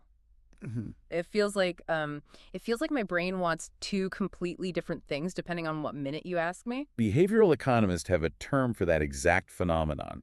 They call it dynamic inconsistency. Dynamic inconsistency. Okay, what does that actually mean? It means your preferences are not a fixed set of coordinates, they're a moving target. Okay. And they fluctuate wildly depending on your immediate context. But specifically, it depends on your state of arousal. Arousal, like emotional arousal. Exactly. To really get under the hood here, we have to look at George Lowenstein's research. Okay, the behavioral economist. Right. He introduced a framework for this shifting behavior. He called it the hot-cold empathy gap. The hot-cold empathy gap. I like that. It's brilliant. Lowenstein proposed that human beings oscillate between two fundamentally different states. Okay, break those down for me. Sure. A cold state is characterized by low emotional arousal. This is when you are calm, rested, and capable of thinking abstractly. Like when I'm just sitting on my couch on a Sunday. Exactly. In a cold state, you are a master of logic and long-term planning. Okay. And the hot state. A hot state is driven by visceral factors. You're hungry, angry, exhausted, terrified, or, experiencing intense cravings. Oh, wow. I feel like I live my entire life swinging between those two states like a pendulum. Most of us do. But wait, why empathy gap? Who am I failing to empathize with? You are failing to empathize with yourself. Wait, really? With myself? Yeah. The core mechanism of the empathy gap is this profound failure of imagination. How so? Well, when you're sitting comfortably in a cold, rational state, your brain physically struggles to simulate the overwhelming power of a hot state. Oh, I see. You profoundly underestimate how much your desires, your priorities, and your actual behavior will shift the moment a visceral drive kicks in. So I just assume I'm always going to be rational. Exactly. Your calm brain looks at the future and assumes your future self will be just as calm and rational as you are right now. Oh, that is painfully relatable. Right. I mean, think about grocery shopping. Oh, that's the absolute best example. Right. If I go to the grocery store on a Sunday morning, like right after I've had a full 8 hours of sleep and a huge breakfast. You are in peak cold state. I am an absolute beacon of the cold state. I am walking down the produce aisle with a clipboard, basically. Analyzing the macros. Yes. I'm analyzing the nutritional content of kale. I'm buying quinoa. I'm sourcing unsweetened almond milk. Making choices for a future version of you. Exactly. A future version of me who is like a hyper-healthy athlete. But then Tuesday rolls around. Yes. If my schedule gets chaotic and I have to stop at that exact same grocery store at 6:30 p.m. on a Tuesday. When you're stressed from work. Stressed, and I haven't eaten since noon. It's an absolute catastrophe. You're in a hot state. I am filling the cart with frozen pizzas, salty snacks, chocolate chips. The Tuesday night me doesn't even recognize the Sunday morning me. Let's actually examine the mechanics of why that happens, because it's biological. Okay, let's hear it. On Sunday morning, your prefrontal cortex, the part of the brain responsible for complex planning and projecting into the future, is fully in charge. Okay, so that's the cold state brain. Right. It maps out your preferences logically. But on Tuesday night, your blood sugar is low. And I'm exhausted. Exactly. Your body is sending urgent biological distress signals. At that moment, the limbic system, which governs immediate survival drives, essentially hijacks the prefrontal cortex. Wow. Hijacks it. Literally. The Tuesday night version of you isn't just making bad choices. From a biological standpoint, that version of you has entirely different priorities. Survival instead of, like, a beach body. Yes. Survival and immediate caloric intake override abstract long-term health goals. That makes so much sense. And we remain remarkably naive about it. We repeatedly set ourselves up for failure because the cold state just refuses to acknowledge the power of the hot state. So going back to the dinner party with the cashews. Right. Let's map that out. At 7:15 p.m., before the cashews were taken away, everyone is in that cold state. They're chatting. They're rational. Yeah. We could map out our preferences perfectly. Let's call eating a polite handful of nuts option A. Okay. Option A. Eating 0 nuts is option C. And option B, the absolute worst case scenario, is mindlessly finishing the entire bowl and ruining the spectacular dinner. The disaster option. Right. So in the cold state, our rank preference is A, then C, then B. We want a few, we don't want to overdo it, and we definitely don't want to gorge ourselves. Now track what happens to the brain as the clock ticks. Okay. By 7:30 p.m., the sensory environment begins to dominate. You're smelling the food. Yes, the proximity of the salty, crunchy food, the physical action of chewing, the small dopamine hits from the fat and salt. Oh, man, yeah. All of these factors steadily drag the dinner guests into a hot state. The visceral arousal of eating just takes over the logical planning center. So if the host hadn't intervened and physically removed the bowl, The guests would have inevitably slid right into option B. they would have finished the bowl. Exactly. Choosing the very option they had intellectually ranked dead last, just 15 minutes prior. Because the environment changed them. Yes, you initially prefer A over B, but when the sensory environment changes, you act out a preference for B over A. So the host removing the bowl is like an external intervention that saves us from our own dynamic inconsistency. It's the only thing that saves us. It's fascinating because this implies we need external forces to protect us from ourselves. I absolutely do. It almost sounds ancient, you know, like a mythological problem. Didn't the Greeks write about this? I'm thinking of guys tying themselves to ships. Yes. The story of Ulysses and the Sirens. It is perhaps the oldest and most perfect illustration of recognizing the empathy gap. Okay, remind me how that one goes. So Ulysses knows his ship must sail through the territory of the Sirens. Right, the monsters with the beautiful voices. Exactly. He has been warned that the Sirens sing a song so intoxicatingly beautiful that any sailor who hears it will immediately steer their ship directly into the rocky shoreline, Destroying the vessel and killing everyone on board. just in a desperate attempt to reach the music. So that's a completely fatal hot state. An utterly lethal hot state. Now, Ulysses, while he's still miles away and safely out of earshot, is in a cold state. He's rational. He can plan. Right. And his genius is that he doesn't rely on willpower. Oh, that's key. He doesn't say, I will simply listen to the beautiful music and use my sheer discipline to keep my hands off the steering wheel. Because he knows that won't work. He deeply understands his future vulnerability. He acknowledges the empathy gap. He knows his hot state self will betray him. Exactly. He knows that once the auditory stimuli hit his brain, the hot state will completely annihilate his current rational intentions. So what does he do? He acts while he still has control. He orders his crew to fill their ears with beeswax so they remain deaf to the temptation. Okay, smart. And he instructs them to bind him tightly to the mast of the ship with heavy ropes. He physically restrains himself. Yes. And he gives them strict orders that no matter how much he begs or threatens them, once the music starts, they must not untie him. Wow. He strips away his own freedom to guarantee his survival. It's the ultimate behavioral design. But let me push back on this for a second. Sure. Because framing it this way makes the cold state look like, you know, the ultimate hero, and the hot state looks like a villain we have to constantly fight. It's a common misconception, actually. Are decisions made in a cold state always the right ones? Like if we permanently locked ourselves into the mindset of Sunday morning grocery shopping, life would be incredibly rigid. It would be miserable. Right. We'd eat boiled chicken every day. We'd never stay out past 9 p.m. We'd never take a spontaneous trip. Isn't there a danger in over-indexing on the cold state? Absolutely. Yeah. The research explicitly cautions against viewing the cold state as morally superior. Oh, it does. Yes. The hot state is not an evolutionary mistake. It serves critical functions. Like what? Give me an example. Well, sometimes we desperately need a hot state to bypass the overanalyzing, fearful tendencies of the cold state. Okay, like overthinking things. Exactly. Yeah. Consider taking a massive leap of faith, like quitting a stable corporate job to start your own business. Oh, yeah. That's terrifying. Right. The cold state might endlessly calculate the risks and paralyze you with spreadsheets. You'd never do it. You'd never leave. It often requires the hot state arousal of frustration, passion, or even anger at the status quo to finally push you to resign. So you need that fire. You do. Or think about human connection. Okay.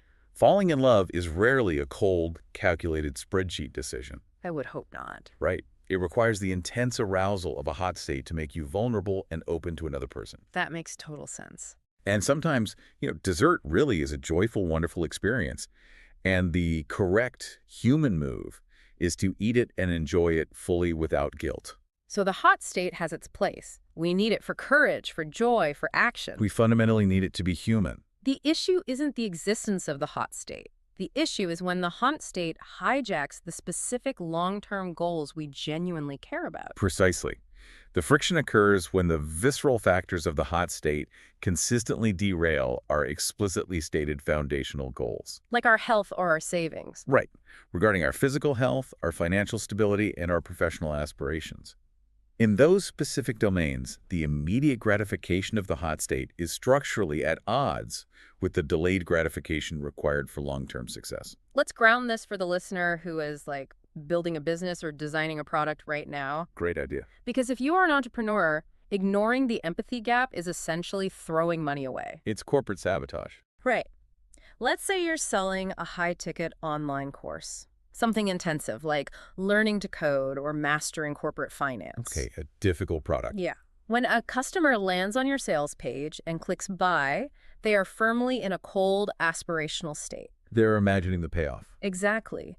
They are envisioning the idealized future version of themselves. They see themselves 6 months from now, wealthy, skilled, holding a new certificate. They feel highly motivated. But what happens when it's actually time to do the work? That's the trap. It's 8:30 p.m. on a Thursday. They've just put their kids to bed. They are exhausted. Their phone is buzzing with social media notifications. They are in a hot state of fatigue and distraction. Exactly. Yeah. If your product is built on the assumption that they will always approach the material with the discipline of their cold state buyer persona, Your completion rates are going to be near zero. your churn will be massive. You have to design the actual user experience to accommodate the tired, distracted Thursday night version of your customer. Which means we really have to rethink how we see our customers. Building on that realization requires a fundamental shift in how we view the human user. How so? Behavioral economists argue we must abandon the notion of a single, unified decision maker living inside our heads. Wait, we're not just one person. Not effectively, no. The evidence suggests it is far more accurate and practically useful to model the individual mind as containing two semi-autonomous competing entities. Okay, two entities. And they are locked in a perpetual struggle for control.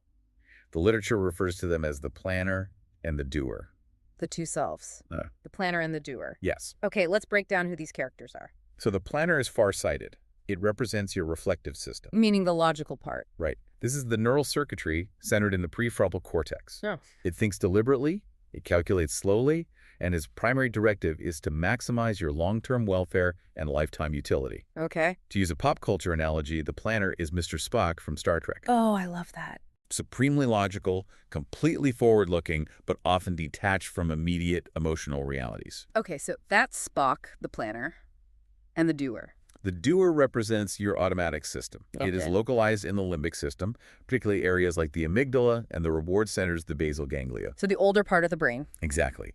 The doer is entirely myopic. It does not care about your 5-year plan. Not at all. Not even a little. It is highly reactive, instinctive, and heavily influenced by immediate temptations, sensory input, and arousal.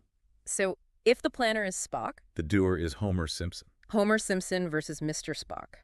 Trapped inside a single skull, fighting for the steering wheel. That is the human condition in a nutshell. That explains the morning alarm struggle perfectly. Oh, the alarm clock is the classic battleground. Right. Think about setting an alarm for 5:30 a.m. to go to the gym. Who is setting that alarm? The person setting the alarm at 10:00 p.m. is the optimistic planner. Spock is setting the alarm. The planner is feeling great, visualizing the workout, anticipating the endorphins, laying out the gym clothes. The planner goes to sleep feeling victorious. Confident in the plan. But at 5:30 a.m., when that alarm goes off in the pitch black and the room is freezing cold, the planner is essentially unconscious. Spock is asleep. Yes. The entity that jolts awake to the noise is the sleepy, comfort-seeking doer. Homer Simpson is now at the controls. And Homer doesn't want to go to the gym. Homer doesn't care about cardiovascular health or the marathon you signed up for in the spring. Homer just wants the immediate warmth of the blankets and the cessation of the annoying noise. It's an immediate visceral drive. Exactly. So the doer hits the snooze button, disables the alarm entirely, and suddenly you wake up at 8 a.m. filled with regret. And that regret you feel at 8 a.m. Yeah. That's the planner waking back up and realizing the doer has completely sabotaged the agenda. Spock wakes up and is horrified. Exactly. And neuroeconomics gives us a literal window into this conflict. Like they can see it in the brain. Yes. When researchers put individuals in fMRI machines and present them with choices between immediate gratification and delayed rewards, They can watch the fight. they can watch this battle in real time. The dopamine-rich reward centers light up furiously when an immediate treat is offered. Homer Simpson lighting up. Right. Simultaneously, the prefrontal cortex activates, attempting to process the long-term consequences of taking that treat. Spock fighting back. It is a measurable physiological turf war. The planner is desperately trying to promote your overall welfare, But it's hard. but it is constantly forced to cope with the profound strength, the emotional intensity, and the sheer mischief of the doer. Especially in our modern world. Yes, the doer is bombarded by temptations in the modern environment. It paints a terrifying picture, to be honest. It's daunting. Like if the doer is a sugar-crazed toddler who is physically sitting in the driver's seat of the car, Right. and the planner is a rational adult trapped in the trunk shouting muffled directions, how does the adult ever get the car to the destination? That's the million-dollar question.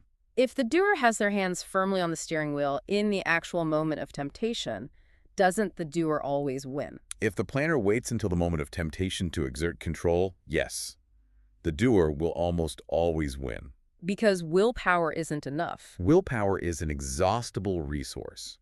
And in a head-to-head fight against a visceral drive, willpower loses. So what's the solution? The only way the planner can achieve its goals is by changing the environment, altering the physical landscape, or manipulating the incentive structure before the doer ever takes the wheel. You have to act early. Yes, the planner must use its unique advantage, which is foresight, to set traps, establish guardrails, or create architectural constraints that neutralize the doer's power in advance. So the battle must be won in the cold state to survive the hot state. That is exactly right. Which brings us to a massive revelation for like UI UX design and entrepreneurship. It changes everything about product design. If you are building an app, a software platform, or a service, you cannot build systems that rely on your user's planner to show up every single day. It's a recipe for failure. Right.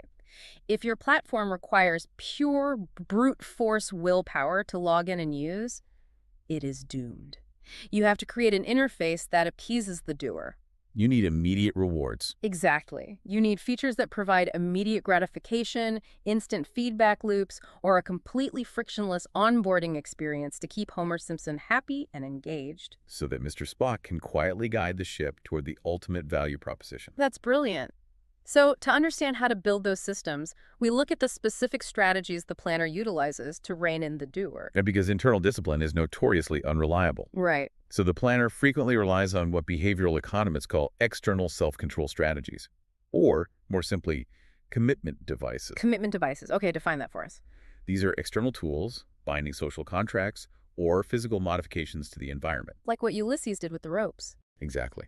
And they are designed to make yielding to temptation either incredibly painful, financially devastating, or literally impossible. I am obsessed with the examples of these commitment devices in the research, because some of them sound like literal torture devices. They are extreme, but effective. Let's go back to the morning alarm struggle.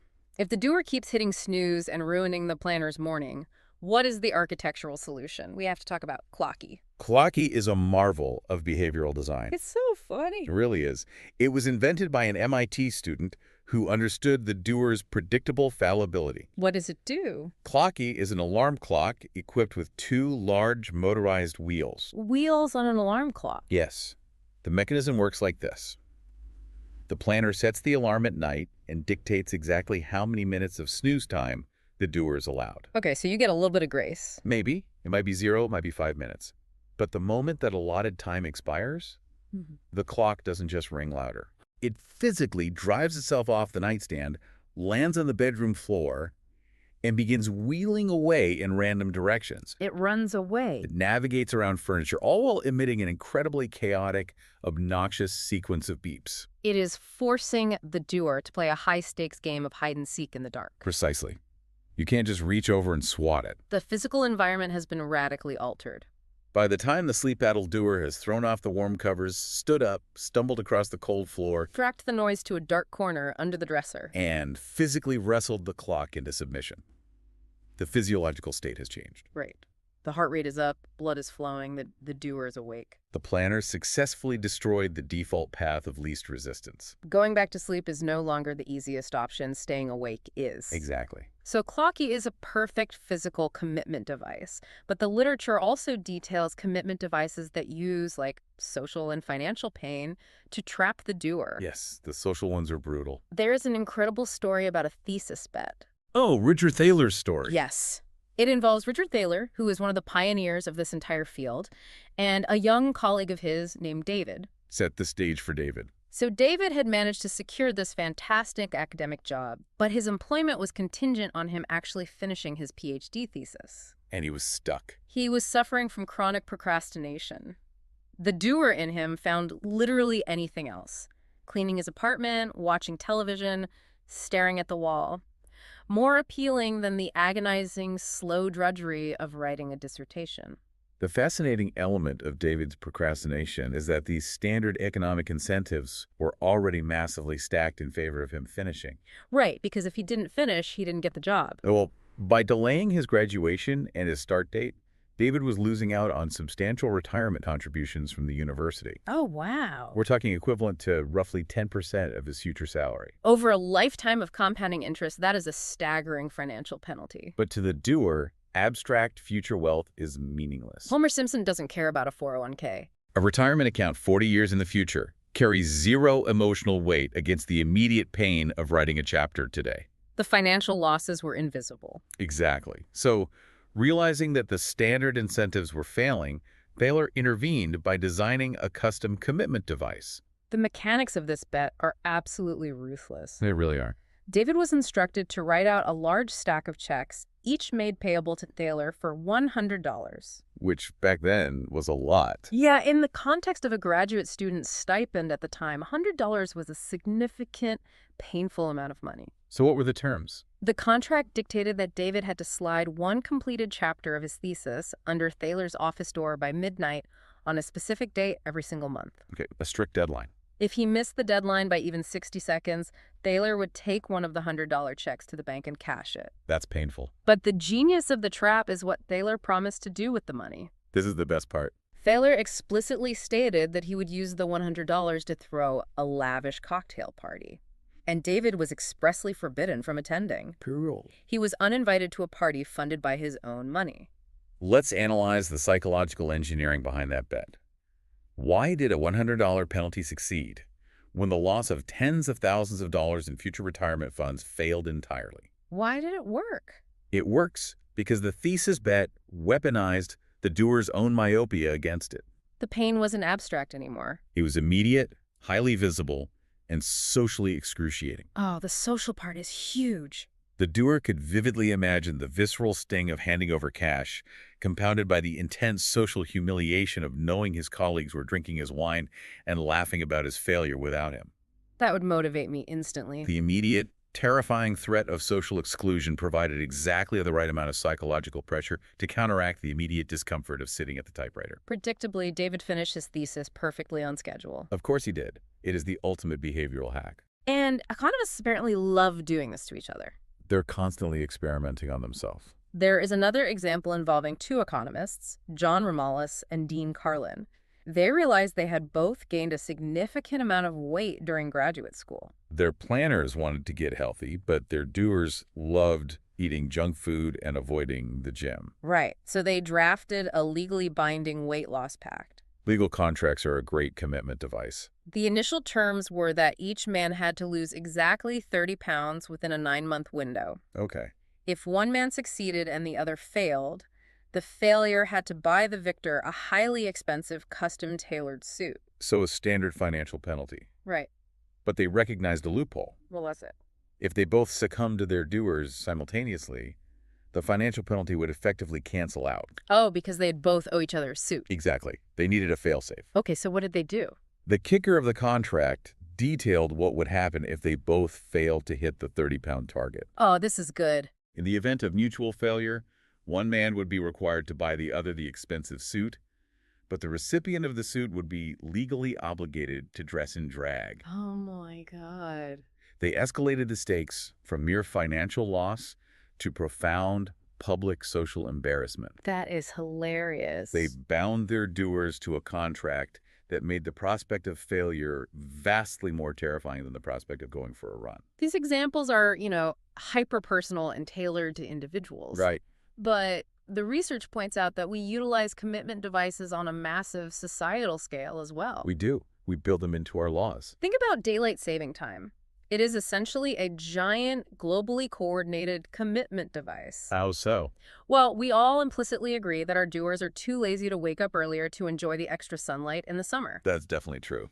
So rather than relying on individual willpower, we pass a law to simply change the labels on the clock. We trick ourselves. Exactly. We mandate that the hour previously known as 6:00 a.m. will now be called 7:00 a.m. It doesn't alter the rotation of the Earth.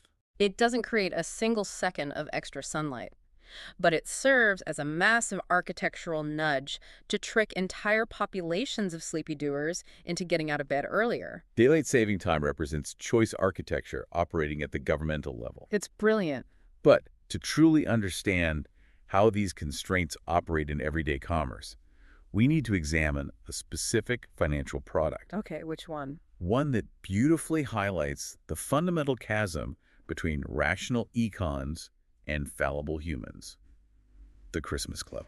Oh, I really want to spend time dissecting the Christmas Club because the sheer existence of this product bends my mind. It's an economist's worst nightmare. For anyone who hasn't encountered one, a Christmas Club is a specialized savings account historically offered by local banks and credit unions. Right. The premise is that you deposit small amounts of money into the account every week throughout the year with the goal of having a lump sum of cash ready for holiday shopping in December. Sounds harmless enough. But the rules of the account are astonishing. Let's hear them. First, the account pays absolutely zero interest. You earn nothing on your deposits. 0%.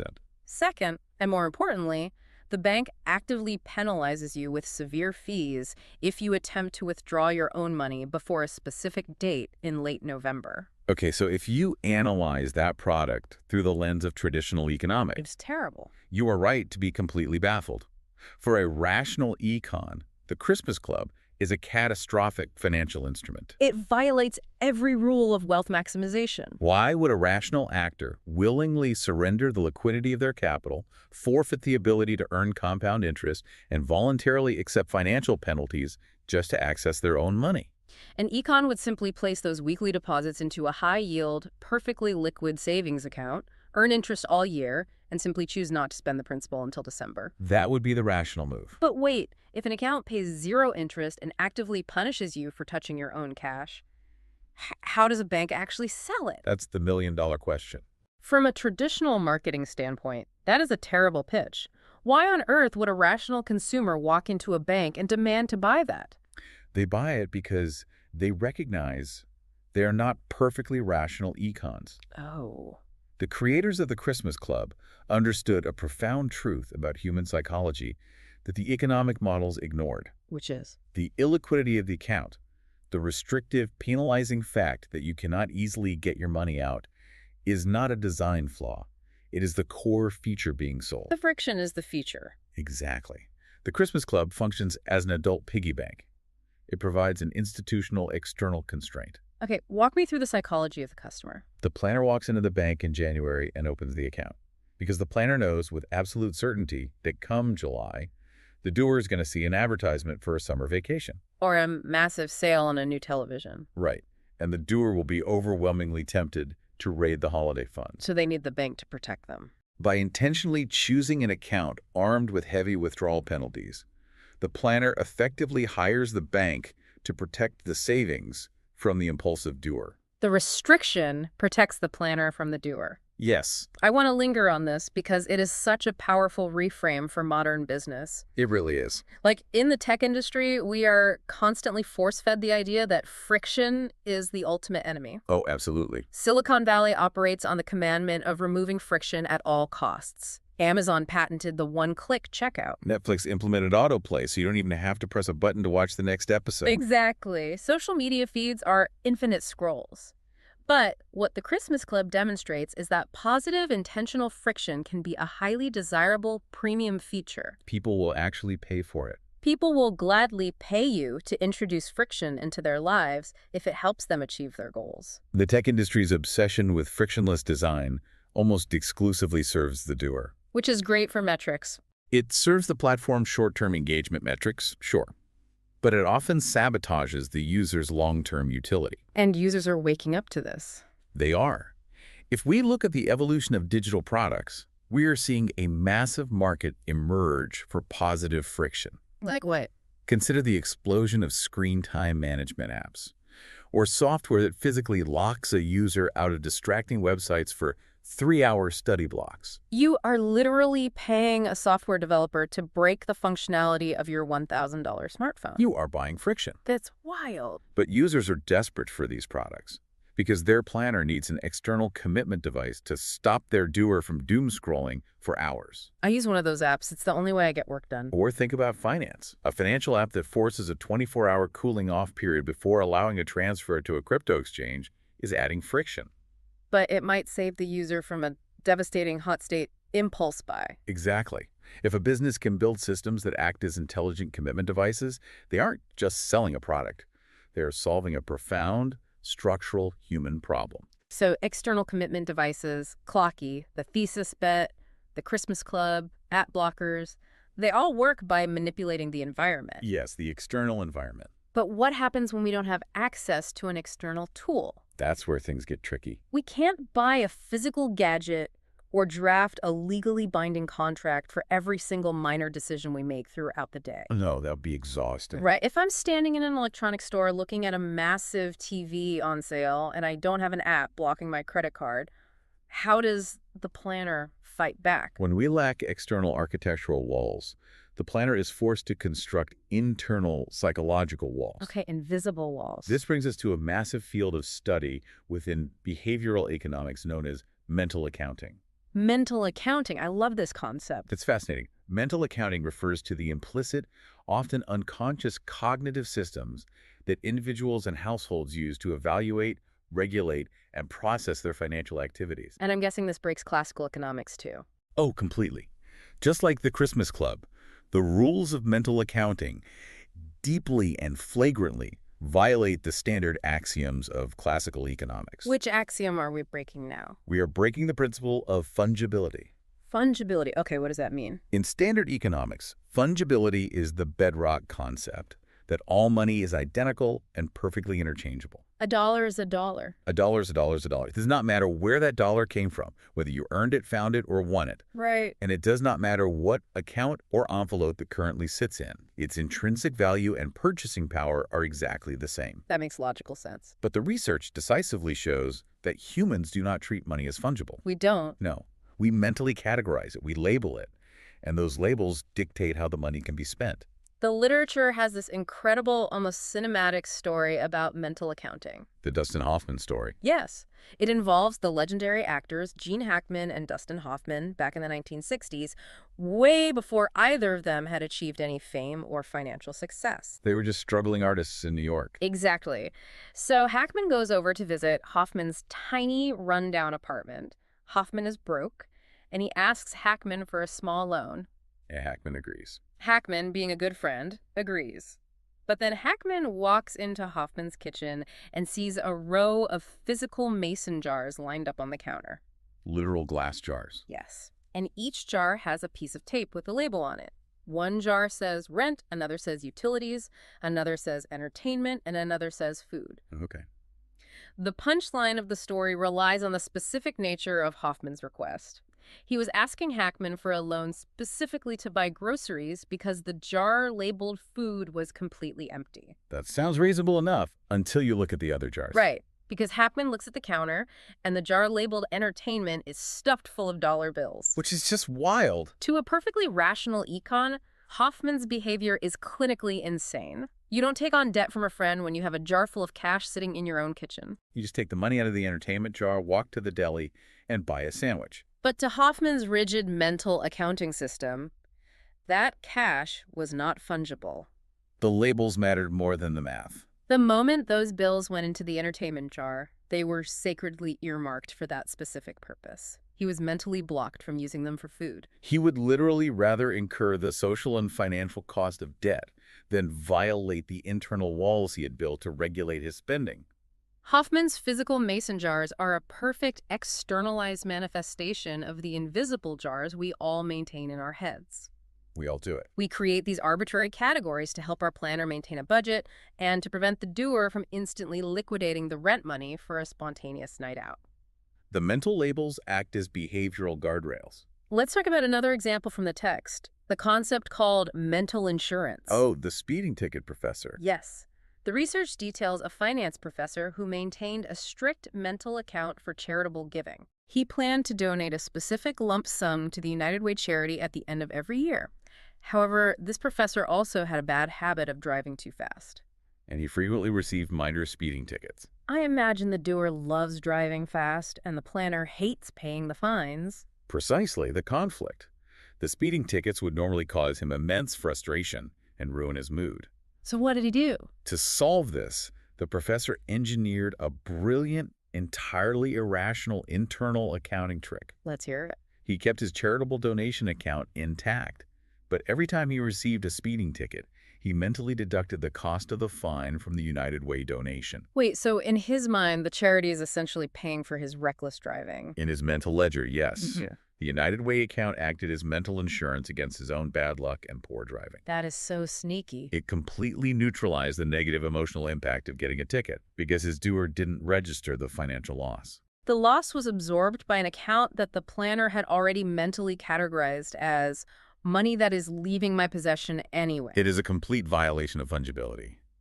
But it was a masterclass in maximizing his own emotional well-being. That concept of how the source of the money changes how we feel about it, it makes me think about windfalls. Like tax refunds. Exactly. Let's explore the psychological difference between getting a $500 tax refund check in the mail versus having $500 sitting quietly in your regular checking account. Okay, let's forget that. If a dollar is a dollar, why does a tax refund feel like free money that I can immediately blow on a fancy dinner or a new gadget? But transferring that exact same $500 out of my hard-earned savings account to buy the exact same gadget feels like a cardinal sin. The emotional weight of the money is entirely dependent on the label the planner assigns to it upon arrival. So the source dictates the label. Yes. A windfall, whether it's a tax refund, an unexpected holiday bonus at work, or simply finding a $20 bill on the sidewalk, is immediately slotted into a mental account categorized as easily spent. It's bonus cash. It is perceived as bonus capital, entirely divorced from your serious operational household budget. So the doer gets to play with it. The doer is given almost free reign over this jar. Savings, on the other hand, are placed into a sacred mental account. Protect that one. The planner has spent months or years building that account and has placed a massive emotional padlock on it. So the money in the savings account is identical in purchasing power to the refund check. But the psychological pain of spending it is astronomically higher. This sounds exactly like what gamblers experience. Oh, the casino floor is the best laboratory for this. Why does someone who would never risk $100 of their own paycheck suddenly start making insane bets if they win a few hands early in the night? Behavioral economists call that the house money effect. The house money effect. It is most transparently visible in casinos, but it affects all of us. When a gambler walks in, they treat their initial stake, the money they brought from home, with careful respect. Because that's their money. Exactly, that is hard-earned. But if they hit a lucky streak and win early on, they mentally segregate those winnings into an entirely separate account. It's the house's money now. They view it as the house's money, not their own. Because the psychological ownership hasn't fully set in, the pain of losing it is minimal. So they go crazy. Consequently, they begin taking wild, uncharacteristic risks with those funds that they would never dream of taking with their initial stake. And the research points out that this isn't just a quirk of degenerate gamblers in Vegas. This has macroeconomic consequences. Massive ones. Think about the late 1990s dot-com bubble or various real estate frenzies. Casual investors started taking massive, dangerous risks with their portfolios. Why? Because they viewed the massive, rapid gains they had recently made as house money. They mentally detached those paper gains from their core wealth. They forgot that the thousands of dollars they had just made in the market were, in fact, real fungible dollars that could be used for retirement. They mentally segregated the gains into a speculative jar. And it led to incredibly reckless financial behavior on a global scale. The mental labels we apply to the source of the funds dictate our behavior. But the medium of exchange, like the physical way we actually pay for things, also drastically alters our mental accounting. The media matters just as much. And our susceptibility to the doer. Drazen Prelek and Duncan Semester conducted a landmark study at MIT that perfectly illustrates this. The Celtics ticket study. Yes. They organized an auction for highly coveted tickets to a Boston Celtics basketball game. They split the participants into two groups. The first group was informed they would have to pay for the tickets using physical cash within 24 hours. The second group was told they had to pay using a major credit card. So cash versus plastic. Let me guess. The credit card group spent a little bit more because they didn't have to check their wallet right then. It wasn't a little bit more. It wasn't. The participants bidding with credit cards bid, on average, literally twice as much as the cash bidders. Twice as much. The exact same tickets, the exact same demographic of buyers, but the mere presence of the plastic card doubled the perceived value or willingness to pay. Just because they were swiping a piece of plastic instead of handing over paper, how does the brain justify that? We can actually map this phenomenon neurologically. Credit cards act as an anesthetic against the pain of spending. An anesthetic. When you hand over physical cash, you visually and tactilely experience the loss of resources. Neuroimaging studies show that parting with physical cash actually activates the insula. The insula, what does that do? It is a region of the brain closely associated with the experience of physical pain and disgust. Wow. It physically hurts the brain to hand over a $50 bill. The planner uses that pain signal to rein in the doer. But the credit card bypasses the pain center. Exactly the opposite of cash. Swiping a card entirely divorces the neurological pleasure of the purchase from the neurological pain of payment. Oh, that's dangerous. You get the tickets now, your reward center lights up with dopamine, but the financial consequence is delayed until the bill arrives 30 days later. By the time the pain arrives, the excitement of the purchase is long gone. The doer gets all the immediate reward, and the planner is left to deal with the painful consequences weeks later. The business applications of mental accounting are staggering. If you are selling a product or a service, your entire pricing strategy hinges on understanding which mental account your customer is drawing from. Framing is everything. Let's go back to the online course example. If you try to sell a $1,000 course on graphic design and the customer's brain files your sales pitch under their entertainment expense mental jar, You are dead in the water. completely, they're implicitly comparing your $1,000 course to a $15 Netflix subscription or a $60 video game. It seems outrageously, offensively expensive because the entertainment jar is small and highly competitive. But if your marketing successfully frames that exact same $1,000 product as an investment in professional development, The customer's brain opens an entirely different mental account. right. The investment jar is mentally associated with college tuition, specialized certifications, and career advancement. In the context of a $40,000 university degree, suddenly a $1,000 course feels like an absolute bargain. The underlying product didn't change at all. The price didn't change. But by altering the mental account the customer draws from, you completely transform their willingness to spend. We can trace all of these concepts, the empathy gap, the commitment devices, the mental accounting, back to one profound unifying insight. The soul of the material. The entire foundation of behavioral economics is the realization that human beings are fundamentally not econs. We are not perfectly rational calculators who maximize utility at all times. We are complex biological creatures engaged in an ongoing daily negotiation between our visceral present impulses, the doer operating in a hot state, and our logical future aspirations, the planner trying to map out a cold state. We are Mr. Spock, desperately trying to babysit Homer Simpson every single day inside our own heads. And the most successful systems in the world, whether it is a physical alarm clock that runs away from you to force you out of bed, a bank account that penalizes you for touching your own money, or a sophisticated multi-million-dollar software platform. They are the ones that deeply respect and intelligently design for both of those selves. You cannot build a product or a life that only appeals to the planner's flawless logic. You must systematically account for the doer's predictable, inevitable fallibility. You have to build guardrails for Homer. Think about your own life, your daily routines, or the business you are building right now. Look at the places where you are currently relying on sheer, exhausting, brute force willpower to manage your doer. It's a losing battle. Where are you white-knuckling it, expecting yourself or your customers to act like perfect econs? What if you stopped fighting the empathy gap and started designing a better choice architecture? What if the ultimate secret to achieving your biggest goals isn't trying harder or being more disciplined, but simply realizing you need to hide the cashews? Next time, we're going to step out of our own heads and look at the chaos of the people around us. We will explore the hidden mechanics of why we do what we do when everyone else is watching. Get ready to dive into the invisible magnetic force of the herd. Have you ever wondered why you suddenly start using a new slang word or buy a certain brand of sneakers? Or even like change your mind on a major political issue without really realizing it? It happens way more than people think. Right. You probably think it's because you're a completely independent thinker. But what if your most deeply held beliefs and daily habits are actually just you, mindlessly following the herd? Which is a pretty uncomfortable thought, honestly. It really is. So, okay, let's unpack this. Welcome to the Deep Dive. I'm your host, and I'm here with our resident behavioral expert to guide us through this. Glad to be here. I'm ready to dig into the data. Awesome. Because in this deep dive, you're about to discover the hidden architecture of social influence.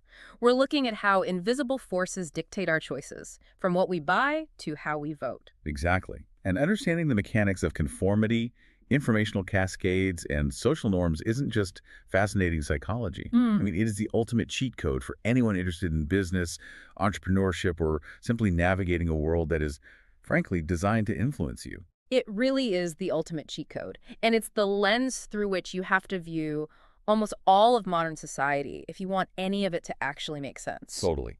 And to really grasp how this architecture of influence works, we have to start by acknowledging a fundamental divide in how behavioral scientists view human behavior. Okay, lay it on me. There is this very sharp, very necessary distinction made in the literature between two types of beings. They call them econs and humans.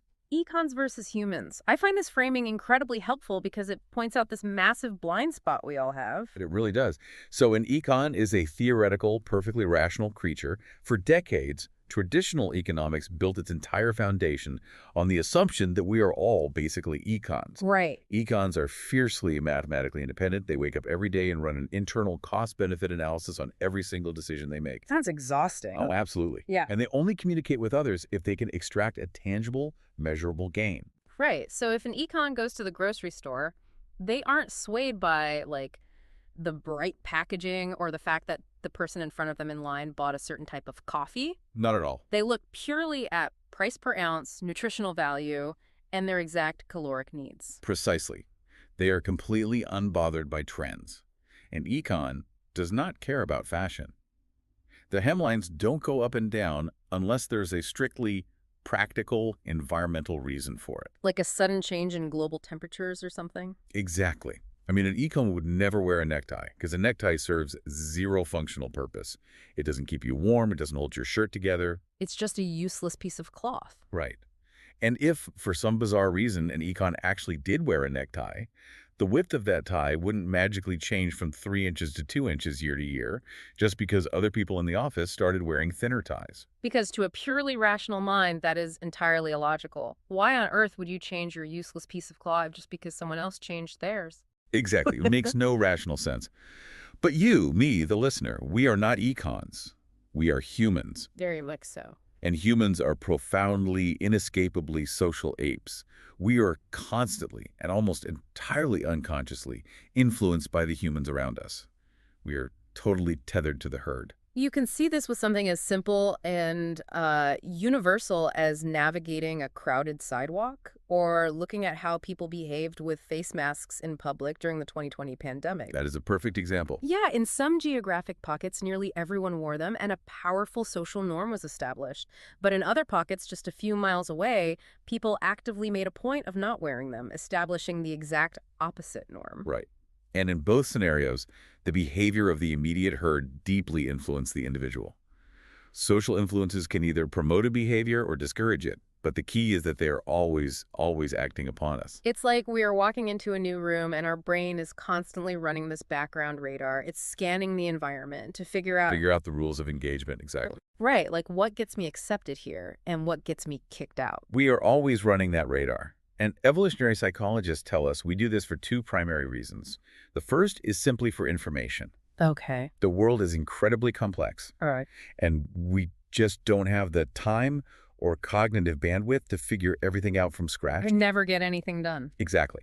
So if you see a large group of people doing something, say, picking up after their dogs or driving 10 miles under the speed limit on a specific stretch of highway or flocking to invest in a certain tech stock, You naturally assume they possess some piece of data that you lack. you do. Their actions convey information about what is best or most profitable or safest to do. We use the crowd as a shortcut to knowledge. So if everyone is running out of a building looking terrified, you don't stop and ask for the fire marshal's report. You just run. The herd is your information. Exactly. The herd is the data. The second reason we scan the room is peer pressure. We care deeply, almost painfully, about what other people think of us. We really do. We are terrified of social isolation. Yeah. We want to avoid the wrath, the mockery, or even just the mild disapproval of the group. So we conform, even when we don't necessarily want to. Which brings us to a concept that completely rattled me when I first started digging into this material. The illusion of independence? Yes. Yeah. Because if you ask me, or if you ask the listener right now, we all walk around with this deep-seated conviction that our perception of the physical world is objective. We all think we're the exception. I know why I bought my shoes. I know why I hold my political beliefs. I see what I see, right? But the behavioral data completely dismantles that. It shows our perception is profoundly altered by the group. Altered to a degree that is frankly unsettling for anyone who values their own autonomy. To really illustrate this, behavioral scientists always point back to a classic, truly foundational series of experiments conducted in the 1950s. Oh, by Solomon Asch, right.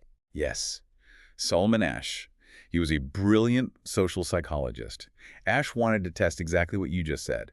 Like, how objective is our perception when we are confronted with a group that insists on seeing the world differently? Okay, I want to set the scene for this because it's so brilliant. I want you, the listener, to picture this scenario. Go for it. You're a college student in the 1950s. You volunteer for what is described as a simple vision test. You walk into a sterile, brightly lit academic room and sit down at a long table with 5 other people who appear to be students just like you. Right, just normal volunteers. Exactly. The researcher stands at the front of the room and holds up a large white piece of cardboard. On the left side of the card is one black line. Let's call it the target line. Okay. And on the right side are 3 other lines of varying lengths, labeled A, B, and C. Your task is ridiculously simple. Just look at the card and say out loud which of the 3 lines matches the length of the target line. It's not a trick question. No, it's not an optical illusion. The answer is incredibly obvious. Line A is clearly the exact match. Right, a 5-year-old child could reliably complete this task. And for the first 3 rounds of this experiment, everything goes exactly as you would expect. Normal and boring. Very boring. The researcher asks each person at the table to state their answer out loud, going down the line sequentially. Now, you are sitting in the second to last seat, so you answer 5th. Got it. For those first 3 rounds, person 1 says A, person 2 says A, 3 says A, 4 says A. Then it's your turn. You say A, because it's obviously A. Makes sense. It all feels very mundane. But on the 4th round, the researcher holds up a new card, and something highly unusual happens. The atmosphere completely shifts. Yes. Let's say in this new card, the obvious matching line is B. But the first person looks at the card, and out loud, in a calm, confident voice, they choose line C. A line that is clearly visibly the wrong length. Visibly wrong. And if you're the subject, you're probably thinking, okay, that guy needs to get his eyes checked. Exactly. You just dismiss it. But then the second person looks at the card and also says C. Then the third person says C. The 4th person says C. Because, the big reveal here, those other 5 people sitting at the table are not random volunteers. They are Confederates. Actors. Actors hired by Solomon Asch, yeah. And they have been explicitly instructed to give the unanimous, obviously wrong answer on specific rounds. You are the only actual subject in the room. Everyone else is in on it. So now the spotlight is on you. It is your turn to speak. You are staring at a piece of cardboard where the answer is screamingly obvious to your own physical eyes. It's line B. But four people right next to you who seem perfectly rational and normal have just confidently stated that the answer is C. What do? If you are an econ, this is a non-issue. You call it exactly as you see it. You trust the objective data gathered by your own visual cortex. You don't care what four strangers think. Wait, hold on. Let me stop you there, because when I first encountered this data, my immediate reaction was, well, I simply don't believe it. Most people don't. I felt like people would just laugh, look around the room, and say, are you guys messing with me? It's obviously line B. I have a hard time believing that ordinary people are so weak-willed that they would just cave on something so black and white. That is the universal first reaction to the Asch experiments. We all believe we are the exception. We all believe we are the rugged individualist. But the numbers are incredibly stubborn, and they tell a different story. What were the actual numbers? Asch found that in this scenario, between 20 to 40% of the time, the real participant completely caves and goes along with a clearly wrong answer. Just giving up their own reality. Yes, and it's not just a one-off moment of confusion. Over the course of 12 experimental rounds where the group gave the wrong answer, nearly 75% of the subjects conformed to the group's false reality at least once. Wait, really? 75%? Yes. Think about that. 3/4 of the participants defied the hard physical evidence of their own senses just to agree with a room full of strangers. Strangers. It's not even like they were in a boardroom trying to impress their CEO or at a dinner party trying not to offend their close friends. These are random college kids they will probably never see again in their entire lives. Completely random people. And I know some people listening might be thinking, well, maybe that's just an American thing. Maybe it's a product of the hyper-conformist 1950s culture. Researchers wondered the exact same thing, which is why this specific experimental design didn't stay in the 50s. Over the decades, it has been replicated and extended in more than 130 separate studies across 17 different countries. So it's not just an American quirk. Not at all. We are talking about psychologists running this test in places with vastly different cultural norms, political structures, and economic systems. They've run it in Germany, in Japan, in Kuwait, in Zaire. Wow, and the results held up. They did. While there are some slight statistical variations in the exact percentage of conformity from culture to culture, collectivist cultures sometimes show slightly higher rates than individualist ones. The overall pattern remains remarkably robust everywhere. The urge to conform is universal. It is a universal human trait. To yield to the herd, even when the herd is demonstrably wrong, is baked into our hardware. Okay, here's where it gets really interesting to me. It's not just that we conform, but why we do it. Because when Asch pulled these subjects aside privately after the experiment and interviewed them, he got different types of answers. He did. Some subjects basically admitted to peer pressure. They said, look, I knew it was line A and B, but I didn't want to ruin the experiment or I didn't want to look like an idiot, so I just went along. Which is conscious yielding. Right, and that makes sense to me. But there was another group of subjects who said something deeply disturbing. They said they genuinely believed the group was right. They thought their own eyes must have been deceiving them. Yes. And for a long time, psychologists debated whether those subjects were just lying to save face. Just too embarrassed to admit they succumbed to peer pressure. Exactly. But modern science has actually been able to answer this question. A neuroeconomist named Gregory Burns recreated the Asch experiment, but with a massive technological upgrade. Oh, this is the brain scan study. Yes.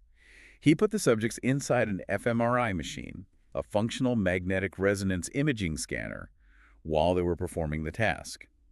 He wanted to look at the blood flow in their brains in real time when they were conforming to the group's wrong answer. To see if they were consciously lying. Because if they were lying, you'd expect to see activity in the prefrontal cortex, right? The part of the brain that handles complex planning, conscious decision-making, and conflict resolution. Exactly. If I know the answer is B, but I decide to say C to fit in, my prefrontal cortex has to do the work of suppressing the truth and generating the lie. But that is not what the fMRI scans showed. When subjects conformed to the group's wrong answer, there was very little activity in the conscious, decision-making prefrontal cortex. Where was the activity then? The brain activity was centered entirely in the occipital lobe and the parietal lobe. Those are the areas of the brain dedicated to spatial awareness and visual perception. Wait, so what does that actually mean? It means that the social pressure of the group didn't just change the subject's verbal answer, it literally overrode their visual cortex. Their brain activity strongly suggests that they actually saw the situation the way the group did. That is wild. The intense psychological pressure of being the odd one out caused their brain to subconsciously alter its physical perception of reality. They weren't lying to fit in. The herd actually hijacked their eyesight. The perception literally changes. That is terrifying. It's like a real-life Jedi mind trick. It really is. But as wild as the Ash experiment is, it's dealing with a situation where there is a clear, objective reality. Assessing the length of a line is physically verifiable. But life is rarely that clean. What happens when the situation is completely ambiguous, when there is no clear right or wrong answer? That is the crucial next step, and it brings us to another landmark piece of behavioral research conducted a bit earlier in the 1930s by a psychologist named Muzaffar Sharif. Okay, the autokinetic effect study. Yes. Sharif was fascinated by how social norms form out of pure ambiguity. He utilized a known biological quirk of the human eye called the autokinetic effect. Explain the biology of that, because it sounds like a magic trick. It does, but it's pure physiology. Our eyes are constantly making tiny, rapid micromovements called saccades. We don't notice them because our brain uses the visible background, trees, walls, furniture as a frame of reference to stabilize our vision. Okay. But if you take a person, put them in a completely pitch black room, and project a single, tiny, stationary pinpoint of light on the wall across from them, you remove all visual frames of reference. So the brain gets confused. Exactly. Because the eye is still making those tiny saccadic movements, the brain interprets the movement of the eye as the movement of the light. So to the observer, this perfectly stationary pinpoint of light actually appears to wander and drift around in the darkness. So there's no right answer. It looks like it's moving, but it physically isn't. It's a complete illusion of ambiguity. Precisely. And Sharif used this to his advantage. First, he put subjects into the dark room individually and asked them to estimate how many inches the light was moving. And because it's an illusion, the answers must have been all over the place. Wildly scattered. One person might say it moved 2 inches, another might say it moved 8 inches. They established their own personal baseline. But then Sharif changed the parameters. What did he do? He started putting subjects into the dark room in small groups of 2 or 3, and he asked them to declare their estimates out loud to each other. And what happens when you throw humans into a dark, ambiguous room together? They immediately start looking to each other for an anchor. Within a very short period of time, the wildly scattered individual estimates began to converge. If one person thought 2 inches and the other thought 8, they would slowly negotiate, subconsciously, until they both agreed that the light was moving, say, 5 inches. Wow. A group norm rapidly developed out of thin air. The herd established a consensus reality simply because the ambiguity was too uncomfortable to bear alone. So it's exactly like when a new, bright-eyed employee joins a chaotic, highly toxic corporate office. Oh, great analogy. Right. They walk in and think, wow, the way we handle client complaints here is completely insane. But they look around and everyone else is just acting like it's a normal Tuesday. And within a month, that new employee is acting just as crazy because that's just how we do things here. The culture just swallows them up. It swallows them up and establishes a new baseline for what is normal. That is a perfect real-world analogy. The group establishes the baseline. But Sharif introduced a variable into his dark room that takes your corporate analogy to the next level. And it is highly relevant for anyone in leadership or management. What was the variable? Just like Ash, Sharif secretly planted a Confederate, an actor in the group. And he gave this actor specific instructions on how to behave. Okay. If this actor spoke up first and delivered their estimate firmly, loudly, and with absolute unwavering confidence, they could dramatically pull the entire group's consensus up or down. So they controlled the room. Completely. Yeah. If the confident actor boldly declared the light moved 12 inches, the entire group estimate inflated to match it. If they said 1 inch, the group estimate plummeted. Just because they sounded confident, not because they had better data, because there is no data. Exactly.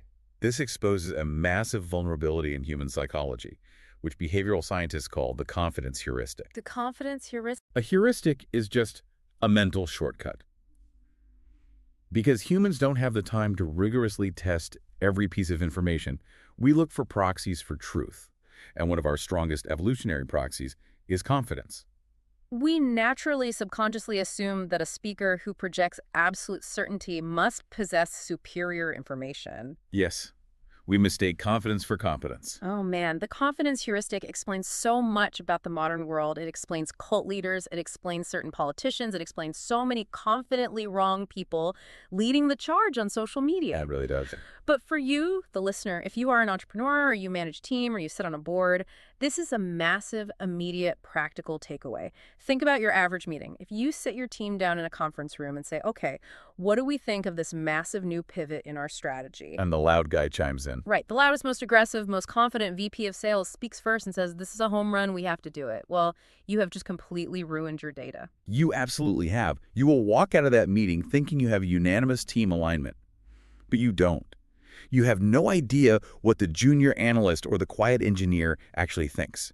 Because the confidence heuristic, combined with the pressure to conform, immediately created a false consensus around that first loud opinion. They anchored the whole room. They did. So if you want to know what your team actually thinks, you must ask for their opinions independently, anonymously, and in writing before you or anyone else opens their mouth. Otherwise, you're just watching Sharif's light in a dark room. You're just measuring echoes of the loudest voice. That is exactly right. And to show you just how sticky these arbitrary norms can be, the literature notes a fascinating follow-up to Sharif's experiments. What happened? These group norms, the 5 inches or 12 inches that the group agreed upon, became deeply entrenched. In variations of the study, researchers would establish the norm with a confident actor and then slowly swap out the original members of the group for fresh, naive participants. So it was the laboratory equivalent of generations passing. Like employee turnover in a company. Exactly. And the amazing thing was, the new people immediately adhered to the established norm. Even when the original confident actor who created the fake consensus was long gone from the room, the new participants continued to report seeing the light move exactly the distance the actor had dictated. Unbelievable. It had become a tradition, a cultural artifact, entirely detached from its origin. Mind-blowing. The ghost of the confident guy was still running the room. So we've established that conformity doesn't just happen in isolated dark rooms or with lines on a cardboard test. It scales. It scales dramatically. It scales up to dictate corporate cultures, global fashion trends, and massive societal movements. Which leads us into the second major concept of how the herd operates: informational cascades and the deeply uncomfortable role of random chance in determining what becomes successful. This is a crucial paradigm-shifting concept. As humans, we suffer from a profound bias toward determinism. When we look at a massive pop star filling stadiums or a best-selling book or a highly successful politician or even a dominant tech company, we look backward and assume their success was inevitable. We tell ourselves a neat, logical story. Well, of course they won the market. They had the best talent or the clearest policies or the highest intrinsic quality. But behavioral economics warns us to be deeply suspicious of that assumption. Because intrinsic quality is only a fraction of the equation. The rest of the heavy lifting is often done by an informational cascade. Let's break that down. What exactly is an informational cascade? A cascade occurs when people make decisions sequentially, and later people base their decisions entirely on the visible choices of the people who acted before them, ignoring their own private information. It creates a massive snowball effect. Okay, give us an example. Let's use a simple scenario. Imagine you are deciding between 3 external consultants to hire for your business: Adam, Barbara, and Charles. You do your research, and secretly you think Barbara has the best resume. Okay, Barbara is my top pick. But before you vote, you ask a colleague. The first colleague says, "I think Adam is the best." Okay, you note that. Then a second colleague chimes in. Now, maybe the second colleague wasn't sure who was best, but they trust the first colleague, so they just agree. Yeah, Adam. So now it's 2 for Adam. Now it gets to a third colleague. They hear 2 strong votes for Adam. Even if they initially like Charles, the social proof is overwhelming. They say Adam. So by the time it gets to me, Adam had a wall of momentum. Even though your private research points to Barbara, you were caught in an informational cascade. You assume that these 3 people must know something you missed. You abandon your own data and use their actions as your compass. You vote for Adam. and to prove how this mechanism dictates winners and losers at a massive cultural scale, behavioral scientists look to this absolutely brilliant, massive-scale experiment involving music downloads. The Selganic and Watts study. Yes, designed by sociologists Matthew Selganic, Peter Dodds, and Duncan Watts. They wanted to test whether hit songs are truly better than flops or if they are just the beneficiaries of a cascade. Right. To do this, they couldn't use the real world because the real world is already contaminated by marketing budgets and radio play. So they created an entirely artificial music market online. How many people were in this? They recruited over 14,000 young participants. They provided these teenagers with a list of 48 previously unknown, obscure indie rock songs. None of the participants had ever heard of the bands. They were asked to listen to snippets of the songs, rate them, and download whichever ones they liked. But here is the genius of the design. They didn't just throw everyone into one big pool. They split the 14,000 participants into two main groups. The first group was the independent group. They had to make their choices in a complete social vacuum. They logged into a screen, they saw the band name and the song title, and that was it. They couldn't see what any other participant was doing. They had to rely entirely on their own ears, their own personal musical taste. Exactly. And this independent group was crucial because it established the baseline, intrinsic quality of the songs. It showed the researchers which songs were genuinely catchy and which ones were genuinely terrible, absent any peer pressure. But the second group is where the magic happened. The second group was the social influence group. When they logged in, they saw the band name, the song title, and right next to it, a counter showing exactly how many times that specific song had been downloaded by other participants. So they had social proof. They did. But Salganik and Watts added one more layer of brilliance. They didn't just create one social world for this second group, they randomly divided them into 8 completely separate parallel universes. 8 universes. So a participant assigned to Universe 1 could only see the download counts of other people in Universe 1. Right. Universe 2 only saw Universe 2, and so on. 8 completely isolated streams of history playing out simultaneously with the exact same 48 songs. Okay, so logically, if success is purely a meritocracy, if the best song naturally rises to the top because of its undeniable acoustic brilliance, then the exact same song should dominate across all 8 parallel universes, right? The cream should always rise to the top. That is the assumption of the econ. That is the myth of inevitable destiny. But that is absolutely not what the data showed. The results were wildly unpredictable. Really? Different songs became massive, runaway mega hits in different universes. The ultimate success of a song was largely dependent on what happened in the very first hours of the experiment.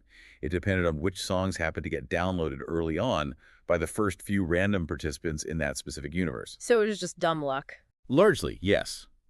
If a completely average song happened to get 3 or 4 random early downloads in Universe 3, the subsequent visitors to Universe 3 logged on, saw those numbers, and their confidence heuristic kicked in. They assumed, oh, people are downloading this, it must be the hot new track. Exactly. They listened to it through the biased filter of social proof, downloaded it themselves, and triggered a massive informational cascade. That exact same song, which was worshipped as a hit in Universe 3, might completely bomb and sit at the bottom of the charts in Universe 7 simply because it didn't get those initial 3 random clicks. If we connect this to the bigger picture, this is a profoundly humbling realization. Quality did matter a little bit, right? It did provide boundaries. Yeah. The researchers noted that the absolute worst songs, as judged by the independent group, rarely became massive mega hits in the social world. And the absolute best, most undeniable songs rarely bombed completely. Okay. But within that massive broad middle ground of pretty good stuff, social influence totally dictated the outcomes. It shatters the myth of destiny. Think about modern phenomenons. Think about a specific color of a Stanley Cup suddenly selling out nationwide and people fighting in the aisles of Target for it. Oh, exactly. Or think about the wild swings of cryptocurrency valuations. Or a sudden viral TikTok aesthetic. The success of today's hottest author or startup founder or lifestyle brand might not be because they are a once-in-a-generation genius. They might just be the result of a random early informational cascade that separated them from thousands of equally talented peers you will never, ever hear of. It is entirely possible. And while that might sound discouraging, it is actually highly actionable for the listener. If you are an entrepreneur launching a product or a marketing director launching a campaign, or even an executive pitching a massive new initiative to your board, you cannot operate under the delusion that intrinsic quality is enough. Right. You can't just build the better mousetrap, put it in the woods, and wait for the world to beat a path to your door. You must aggressively engineer early, visible social momentum. People want to follow a winner. You have to manufacture the spark for the cascade. You have to make those early downloads, whether they are beta users, early adopters, or initial positive reviews, highly visible to the next wave of people.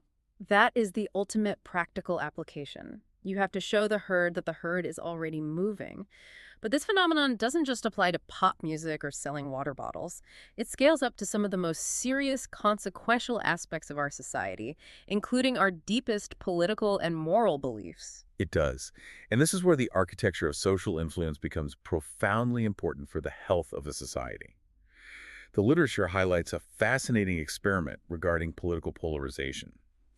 Now, before we describe it, it is crucial to note that behavioral scientists study these dynamics purely to understand human mechanisms. We are looking at this impartially as a study of how networks function rather than taking any ideological stance. Exactly. We are looking at the math of human behavior. So tell us about this political experiment.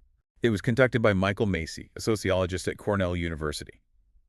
Macy wanted to investigate a very specific question.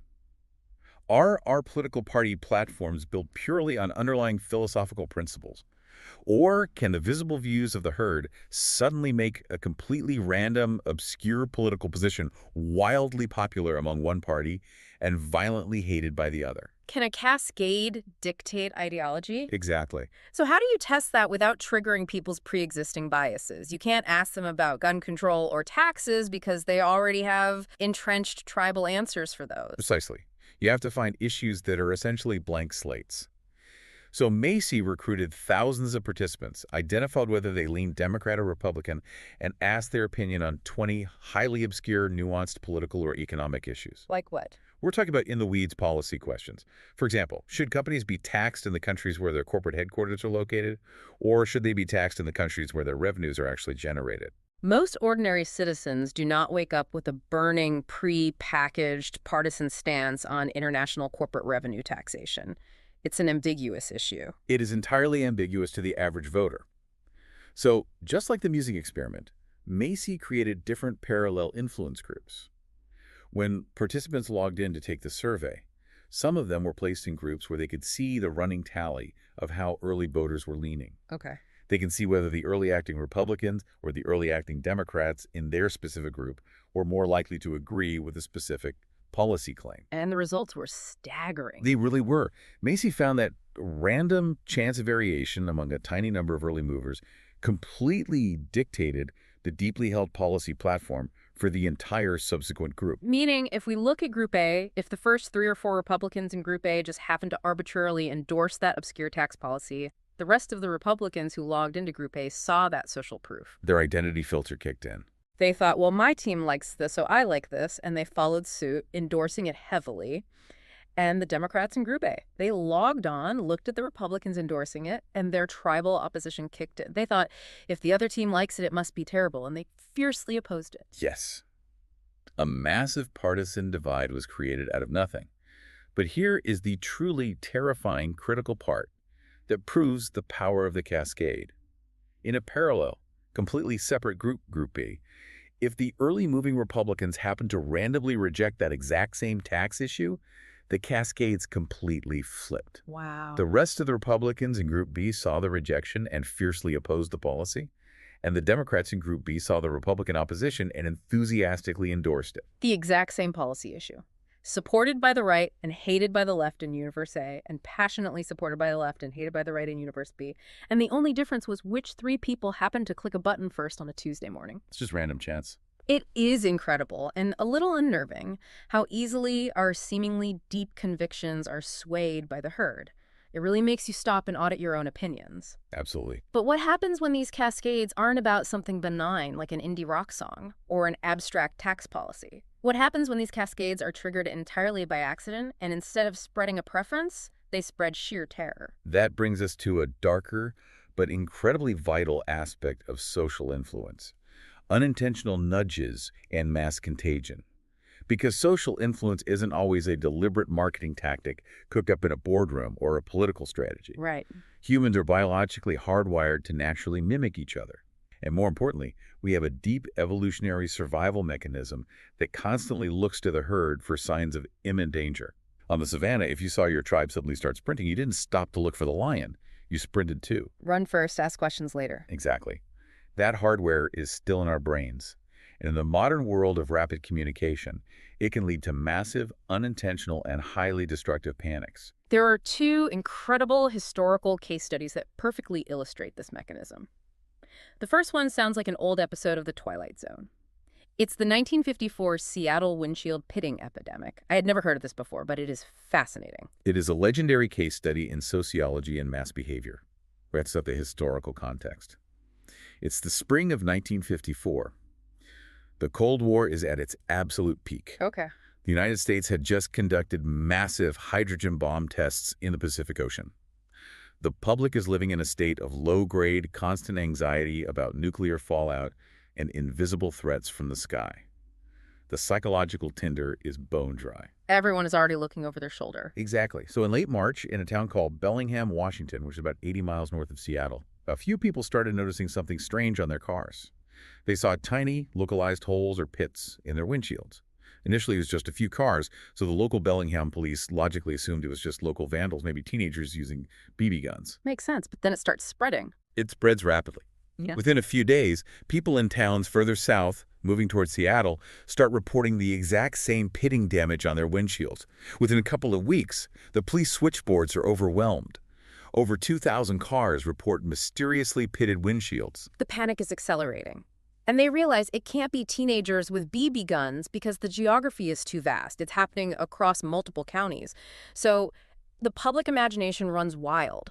What do they blame it on? The theories reflected the anxieties of the era.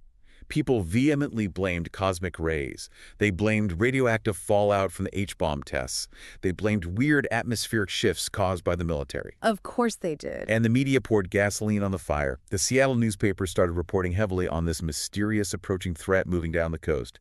And as soon as the evening news hit Seattle, the local police were flooded with frantic calls from citizens reporting that their windshields had been attacked by the invisible menace. Wow. The mayor even contacted the governor, and the president of the United States was briefed. It was a full-blown epidemic. An epidemic of glass.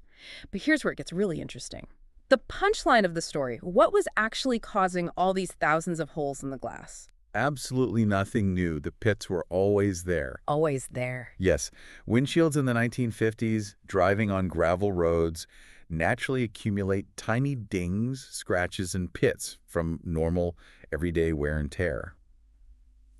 But human attention is a zero-sum game. Normally, when you get into your car, you look through your windshield at the road ahead. You don't focus on the glass itself. Right, your brain just filters out the dust and the tiny scratches. But because of the social panic, the newspaper headlines, and the conversations with their neighbors, people's behavior changed. They went out to their driveways specifically to inspect their cars. They leaned in close, and for the very first time, they looked directly at the glass. And what did they find? And of course, when they looked closely at an old windshield, they found pits. They saw the normal wear and tear, and because their brains were primed by the social narrative of a threat, they attributed the old damage to the new phantom epidemic. The physical reality of the glass hadn't changed one bit. The social narrative had simply shifted the focus of their attention. The power of suggestion completely altered their reality. It's like when someone tells you to think about how your tongue feels in your mouth or to notice the floaters in your eye. Suddenly it's all you can focus on. Exactly. Which is kind of funny when we were talking about cosmic rays and car glass. It's a quirk of history.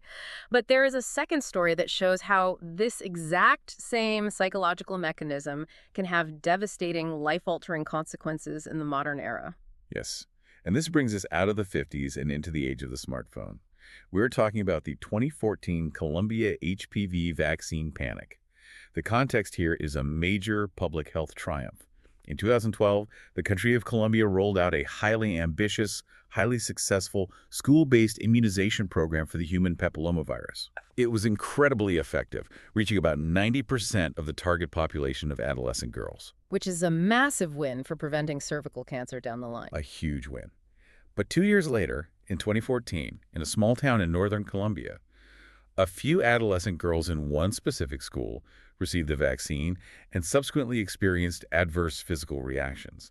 They felt dizzy, they fainted, they had headaches, and some had to be hospitalized. Which, to be clear, can happen with literally any medical intervention or injection. There is always a tiny, rare percentage of adverse reactions to any stimulus. That is statistically true. Yeah. But this event did not happen in a vacuum. It happened in the era of hyper-connected social media. Uh-oh. The girls who experienced these symptoms were in a school environment. Their peers pulled out their phones. Videos of these girls experiencing deeply distressing symptoms, twitching, fainting, falling unconscious, numbness, were recorded and posted online. They went viral almost instantly. That's They were picked up by national news outlets. And suddenly, a massive visceral wave of fear swept through the parents and students of the country. Within a matter of weeks, roughly 600 similar cases of girls collapsing and twitching were reported across the region. 600 cases. When you hear a number like that and you see the videos on your Facebook feed, you can entirely understand why a parent would be terrified to let their daughter get the shot. It looks like an outbreak. It looks exactly like a toxic outbreak, and the public health authorities treated it as such. They launched a massive, rigorous medical investigation. They tested the batches of the vaccine. They examined the girls. But what they found was startling. What did they find? The vaccine itself was absolutely not responsible for the 600 subsequent cases. There was no chemical or biological contaminant. What the doctors and sociologists realized they were witnessing was a massive outbreak of mass psychogenic illness. Okay, we need to pause and explain what that actually means, because when people hear psychogenic or psychosomatic, they often think it means the girls were faking it. That is a very common and very damaging misconception. They were absolutely not faking it. The physical symptoms they were experiencing, the fainting, the heart palpitations, the uncontrollable twitching, were entirely physically real. But the cause was different. What was the cause? Mass psychogenic illness, sometimes related to what neurologists call conversion disorder, happens when the human nervous system is overwhelmed by intense psychological stress and social fear. The brain essentially short-circuits and translates that extreme emotional distress into involuntary physical motor symptoms. So the fear literally breaks the body's normal operation. Exactly. It's a well-documented neurological phenomenon. Throughout history, we've seen things like the dancing plague of the Middle Ages, which operated on similar mechanisms of communal stress. In Colombia, the initial few cases might have been normal fainting from needle anxiety, but the videos created a viral vector for panic. So watching the videos caused it. The subsequent 600 girls were genuinely suffering, but their symptoms were caused entirely by the crushing psychological weight of the social fear, triggered by watching the videos and absorbing the panic of their herd. The fear itself became the contagion. It's like the old adage of shouting fire in a crowded theater, but the theater is the entire internet and no one even lit a match. The belief in the fire causes the stampede. And the fallout from this wasn't just temporary hysteria, it did real damage. The fallout was catastrophic for public health. Despite the medical authorities repeatedly proving the vaccine was completely safe, the social narrative had already calcified. The visual proof of the videos was far more powerful to the human brain than a dry statistical report from the government. Because we trust what we see our peers doing. Exactly. Vaccine uptake in that demographic plummeted overnight. It went from a 98% success rate down to a staggering 14% for the first dose. A vital, life-saving public health initiative was essentially crippled by an unintentional, socially mediated informational cascade. This brings up such a critical, urgent, practical takeaway for any business owner, community leader, or communicator listening right now. We live in a networked world. Misinformation, panic, and false narratives spread through human networks organically, wildly, and faster than at any point in human history. Without a doubt. If a false rumor starts spreading about your product, your company's ethics, or your leadership team, you cannot rely on the econ strategy. You cannot just sit back, ignore it, and assume the truth will eventually win out because the facts are on your side. Because once the herd is moving in a state of fear or outrage, facts rarely have the power to slow them down. Exactly. You must address emerging narratives immediately and aggressively before a false perception hardens into the entrenched, unshakable reality for the herd. You have to intercept the cascade before it reaches critical mass. That is the defensive posture. But behavioral economics also offers an offensive strategy.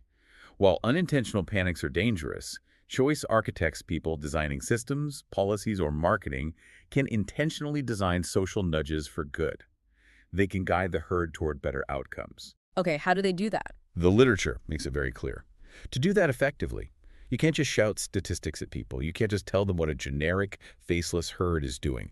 You have to tap into a much deeper, much more primal psychological trigger. You have to tap into identity. Which brings us to the mechanics of how to actually change behavior. We are talking about identity, provincial norms, and a campaign that changed advertising history. Don't mess with Texas. Because the truth is, we don't just blindly follow any herd. We are selective. We follow the herd of people we actually identify with. We do. Psychologists refer to this mechanism as identity-based cognition. It is a massive, incredibly powerful cognitive filter that sits between us and the rest of the world. Think of it this way. If you tell someone in, say, rural Wyoming that millions of people in urban San Francisco are eagerly adopting a new recycling program, they might intellectually process that information. But they won't do it. They are highly unlikely to adopt the behavior. In fact, their identity filter might cause a backfire effect. They might say, I am fundamentally nothing like those people, so if they're doing it, I will make a point to do the exact opposite to prove my independence. Right. The messenger matters just as much as the message. If a choice architect wants to influence behavior, they cannot fight against a person's sense of self. They have to work with their nationality, their subculture, their politics, or their local pride. And there is arguably no better, more proven example of this principle in action than the legendary anti-littering campaign in Texas. It is a masterclass in identity-based nudging. We have to look at the setup. Picture Texas in the mid-1980s. Okay, got it. The state highway department is spending massive amounts of money cleaning up garbage. The highways are covered in fast food wrappers and beer cans. The state decides they need a public awareness campaign. So initially, they try what every other state was doing. They run standard, earnest, logically sound environmental ads. Like, please keep our state clean. Exactly. You know the type. The famous 70s ad with the crying Native American or polite, civic-minded, please asking citizens to see, please keep Texas clean. Which appeals perfectly to an econ. It's a logical request to maintain a shared public resource. But those ads failed completely. Littering actually continued to increase. Why? Because the state did research and found out exactly who was doing the vast majority of the littering. It wasn't grandmothers, and it wasn't earnest environmentalists. Who was it? The core demographic was young, tough, macho men between the ages of 18 and 24 who primarily drove pickup trucks. Your Bubba demographic. Exactly. And when those young men saw a polite commercial with a crying Native American or an environmentalist begging them to save the earth, their identity filter violently rejected it. They saw those ads and subconsciously thought, that guy in the ad is weak. That's not my tribe. I'm a rebel. Yeah. The message bounced right off their armor. It created identity friction. So the advertising agency and the state officials realized they had to pivot. They realized they needed to stop fighting the litterer's core identity and start hijacking it. They completely changed the messenger. They didn't hire actors. They hired defensive linemen from the Dallas Cowboys. It was brilliant. They hired legendary Texas country musicians like Willie Nelson and Stevie Ray Vaughan. They put these incredibly tough, hyper-masculine, culturally revered figures in TV commercials. And the script wasn't a polite plea, it was a threat. You had a giant football player crushing a beer can with his bare hands, staring menacingly into the camera and growling, "Don't mess with Texas." It was a stroke of absolute brilliance. Don't mess with Texas doesn't sound like an environmental public service announcement. It sounds like a macho challenge. It sounds like a battle cry, deeply rooted in fierce state pride. Yeah. They took the desired behavior, throwing away your trash, and aggressively rebranded it to fit perfectly inside the identity of the target demographic. They made it un-Texan to litter. They did. And the data point here is stunning. This single identity nudge, which relied on absolutely no new mandates, no new laws, and no increased police fines, reduced visible roadside litter in the state of Texas by a staggering 72% in just 6 years. A 72% reduction just by swapping out the messenger to match the identity of the herd. That is the power of identity-based cognition. It unequivocally proves that if you want people to adopt a social norm, you cannot just show them a generalized crowd. You have to vividly demonstrate that people exactly like them are already following it. And this concept leads directly to a fascinating, somewhat bizarre subconcept in the study of influence. What's that? It's something researchers call provincial norms. It turns out our identity filter isn't just tied to massive abstract concepts like our political party or our home state. It can be tied to things much smaller, much more arbitrary, and much stranger. It can be tied to the specific physical footprint we happen to be standing in. Yes. The hotel towel study. I literally think about this study every single time I check into a Marriott or a Hilton now. Walk us through this because it exposes a really strange glitch in how our brains process tribal belonging. It's a fantastic experiment.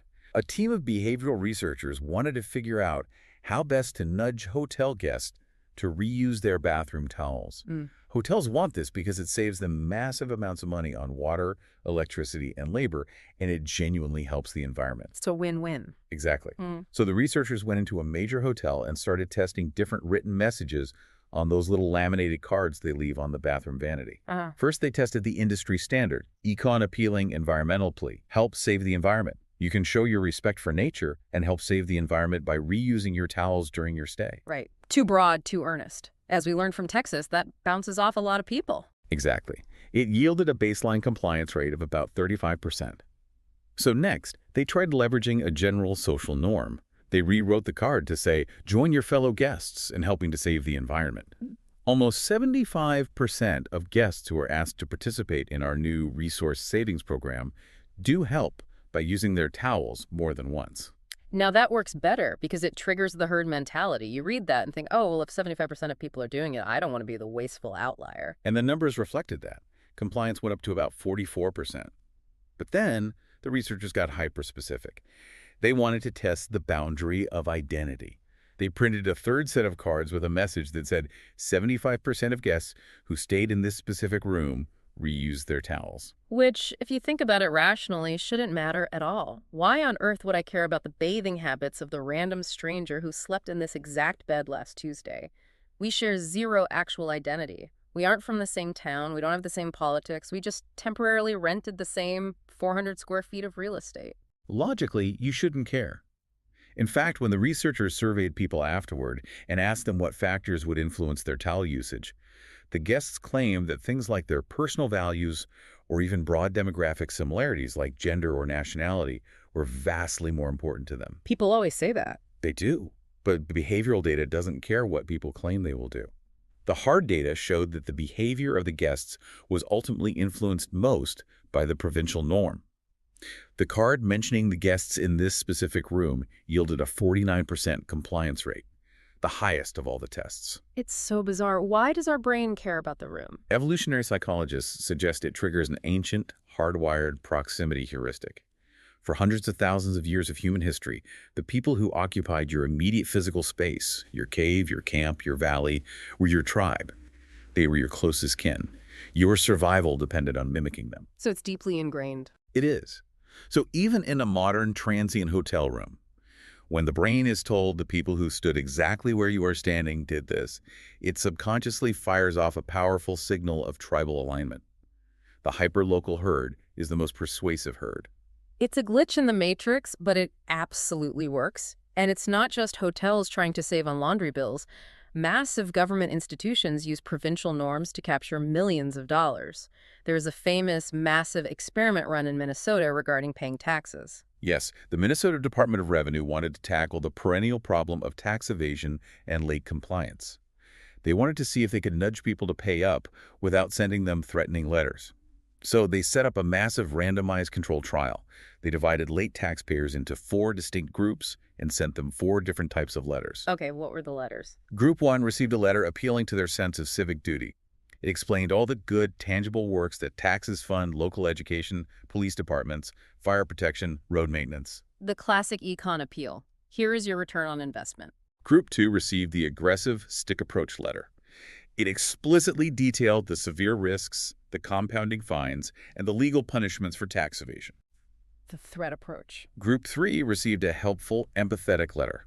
It offered phone numbers and resources, assuming that maybe people were just confused by the complex tax forms. Okay, the nice approach. And finally, Group 4 was simply given a piece of social information.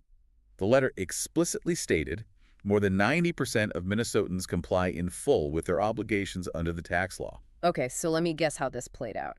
The threats didn't move the needle because people who evade taxes already know it's illegal. The pleading about schools and roads bounced off their identity filter. You are correct.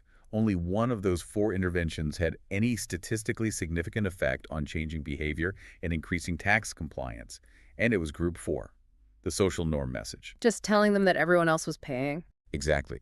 Because behavioral economists know that people often cheat on their taxes or steal office supplies or run stop signs because they possess a flawed mental model. They secretly, mistakenly believe that everyone else is cheating too. They think, The system is rigged, everyone is cutting corners, and I am a sucker if I'm the only one paying full price. Exactly. When the government steps in and provides hard data that corrects that misperception, when they inform the individual that the actual robust norm is high compliance, the individual feels isolated. The fear of being outside the herd kicks in, and they change their behavior to match the provincial norm of their fellow citizens. So the practical takeaway here for you, the listener, if you want to change someone's behavior, whether you are a manager trying to get employees to submit their expense reports on time, or a marketer trying to drive adoption of a software, or even just a parent trying to get your kids to eat vegetables, stop relying purely on the econ model. It doesn't work. Stop lecturing them with spreadsheets and facts. Stop pleading with them about the greater good and stop threatening them with punishments. Frame the exact behavior you desire as something that people exactly like them are already actively doing. Exactly.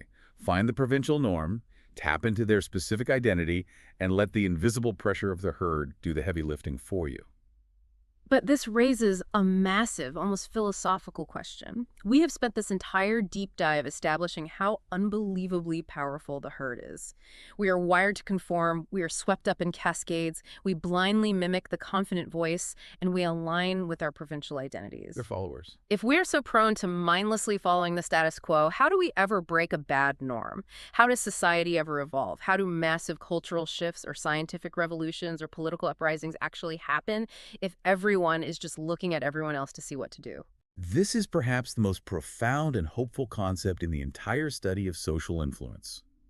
It brings us to the final mechanism, shattering pluralistic ignorance. To understand how massive, rapid change happens in a society, you first have to understand why bad, oppressive, or outdated norms persist for so long. Okay, why do they persist? They don't persist because people love them. They persist because of pluralistic ignorance. Pluralistic ignorance. That's an academic term. Let's define that deeply. Pluralistic ignorance is a deeply tragic psychological state. It occurs when almost everyone within a specific group or society secretly despises a practice or secretly holds a progressive belief, but they publicly go along with the oppressive status quo. And they do this because they mistakenly believe that everyone else in the group genuinely supports the status quo. So it's a massive collective illusion. Everyone is faking their public behavior because they are terrified of being ostracized and they think everyone else's public behavior is genuine. Exactly. Yeah. It's a tragic comedy of errors on a societal scale. And because everyone is busy hiding their true feelings to fit in, the false norm appears incredibly strong, robust, and unbeatable. But in reality, it is a house of cards. It is completely hollow. Wow. The literature provides a stunning, incredibly elegant real-world experiment that perfectly illustrates how this works and how easily it can be destroyed. It was conducted in Saudi Arabia. Right. And again, just to frame this for the listener, we are looking at this purely through the lens of behavioral economics and data, analyzing how societal norms function. This specific study involves the custom of guardianship in Saudi Arabia. Yes, in Saudi Arabia, under the traditional custom of guardianship, husbands historically have the final, authoritative word on whether their wives are allowed to seek employment and work outside the home. A team of economists, led by Leonardo Burston, wanted to investigate the true underlying feelings about this custom among the younger generation. So they conducted an experiment with a large group of young married Saudi men. First, the researchers interviewed these men privately, anonymously, behind closed doors, and asked them a simple question. Do you personally support your wife working outside the home? And what was the private reality? Privately, the vast majority of these young men said yes. They were overwhelmingly in favor of female labor force participation. They wanted their wives to work. Okay, so the internal belief is progressive, but the public reality didn't match that. It didn't. Because the researchers then asked these exact same men a second question. They asked them to guess what other men in their specific local community thought about the issue. And this is where the pluralistic ignorance was revealed. They guessed wrong. The men were profoundly, tragically mistaken. Despite secretly supporting it themselves, they overwhelmingly estimated that their peers, their neighbors, and their friends were strictly opposed to it. Pluralistic ignorance in action.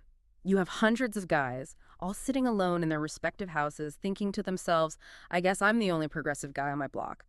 They are terrified to speak up. They're terrified to let their wives work because they think they will be judged, ostracized, or shamed by a community that actually secretly agrees with them. Precisely.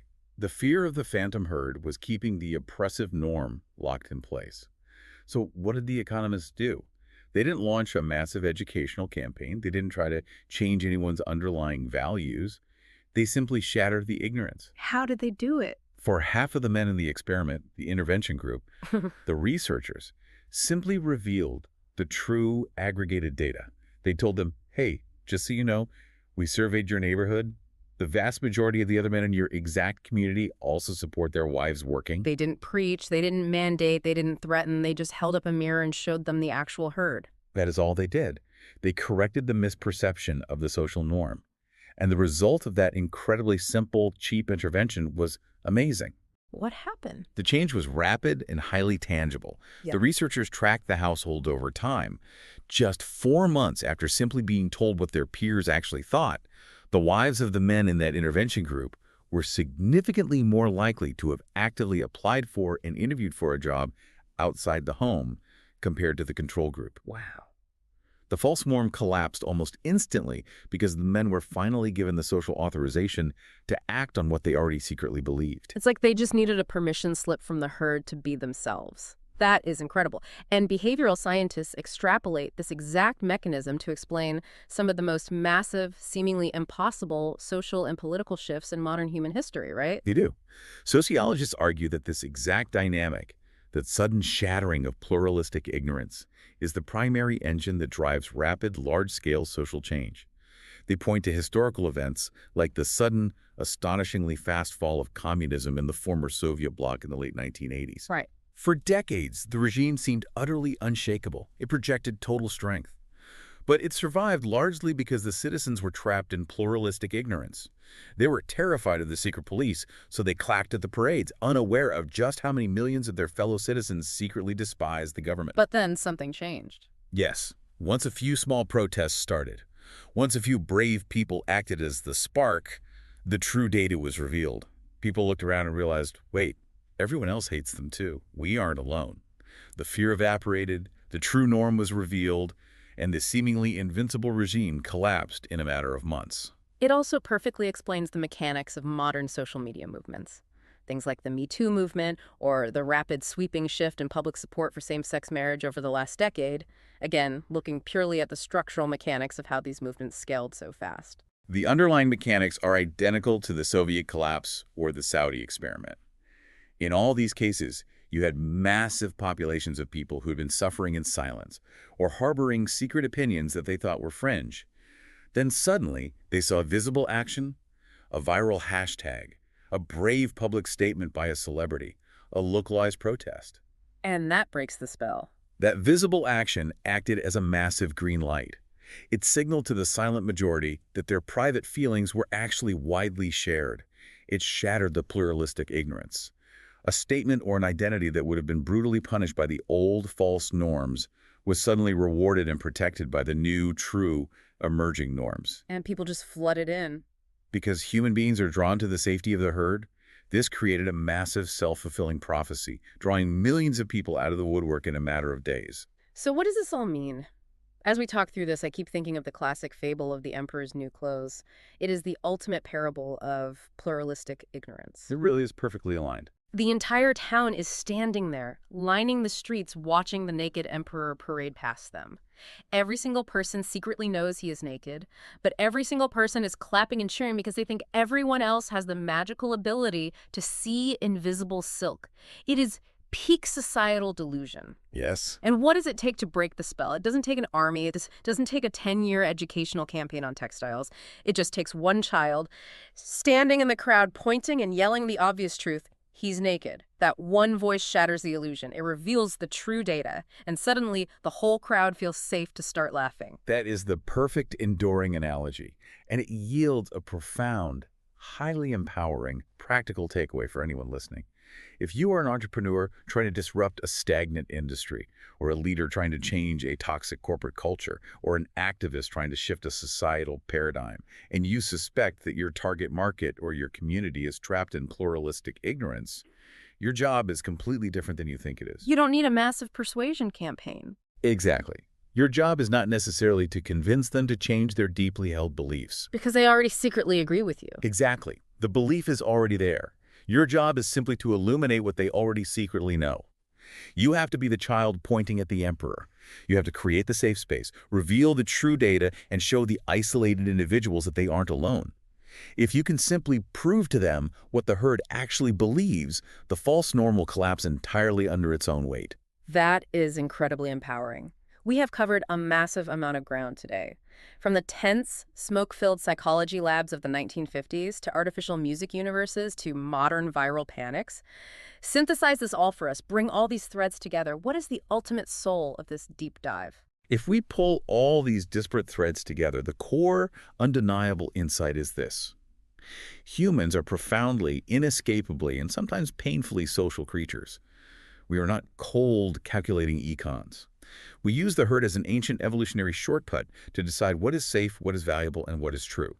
Our perception of lines on a page, our political ideologies, and our daily purchases are all heavily mediated by the invisible pressure of people around us. Right. But this reliance on the herd also makes us deeply fragile. We can be easily manipulated by early random momentum in a completely arbitrary informational cascade. We can be swept up in devastating, unintentional panics triggered by a single video. We can be trapped for decades in pluralistic ignorance, conforming to oppressive norms that nobody actually likes. It's a double-edged sword. It is. So the overarching insight, the real cheat code for the listener today, is awareness. By mastering the architecture of social influence, by deeply understanding how the confidence heuristic tricks us, how identity filters our choices, how provincial norms drive our behavior, and how shattering pluralistic ignorance can literally change the world overnight, you are no longer just a passive participant in the crowd. You become active. You don't just have to blindly follow the herd. You can learn how to protect your own mind from it, and when necessary, you can learn how to boldly step out and guide it. You can become the choice architect of your own life. So now that we know exactly how easily our peers can nudge us and how fragile our independent thinking really is, it begs a massive question. What happens when the choices we face are so incredibly complex, so dense with data like picking a 30-year mortgage or a 401k portfolio or navigating an impossible healthcare plan, that even the herd doesn't know which way to go? That's a huge problem. What happens when everyone is looking around and nobody has the answer? That is exactly what we're going to uncover next time when we dive into the specific structural tools that expert choice architects use to build better environments and save us from our own cognitive blind spots. It's going to be a good one. It is. But until then, we'll leave you with this provocative thought to chew on as you go about your week. Think about your favorite band, your current political affiliation, or even the specific, highly specialized career path you chose to walk down. Are those truly your fiercely independent preferences, uniquely cultivated by your rational mind? Or are you just living comfortably inside an informational cascade you stumbled into years ago, loyally following a herd you didn't even know you joined? What you just listened was the beginning of a full audio, way longer, explaining every single chapter of the book. If you would like to keep listening to the end and access to the full audio, you can access it with the link down below in the description and in the pinned comment.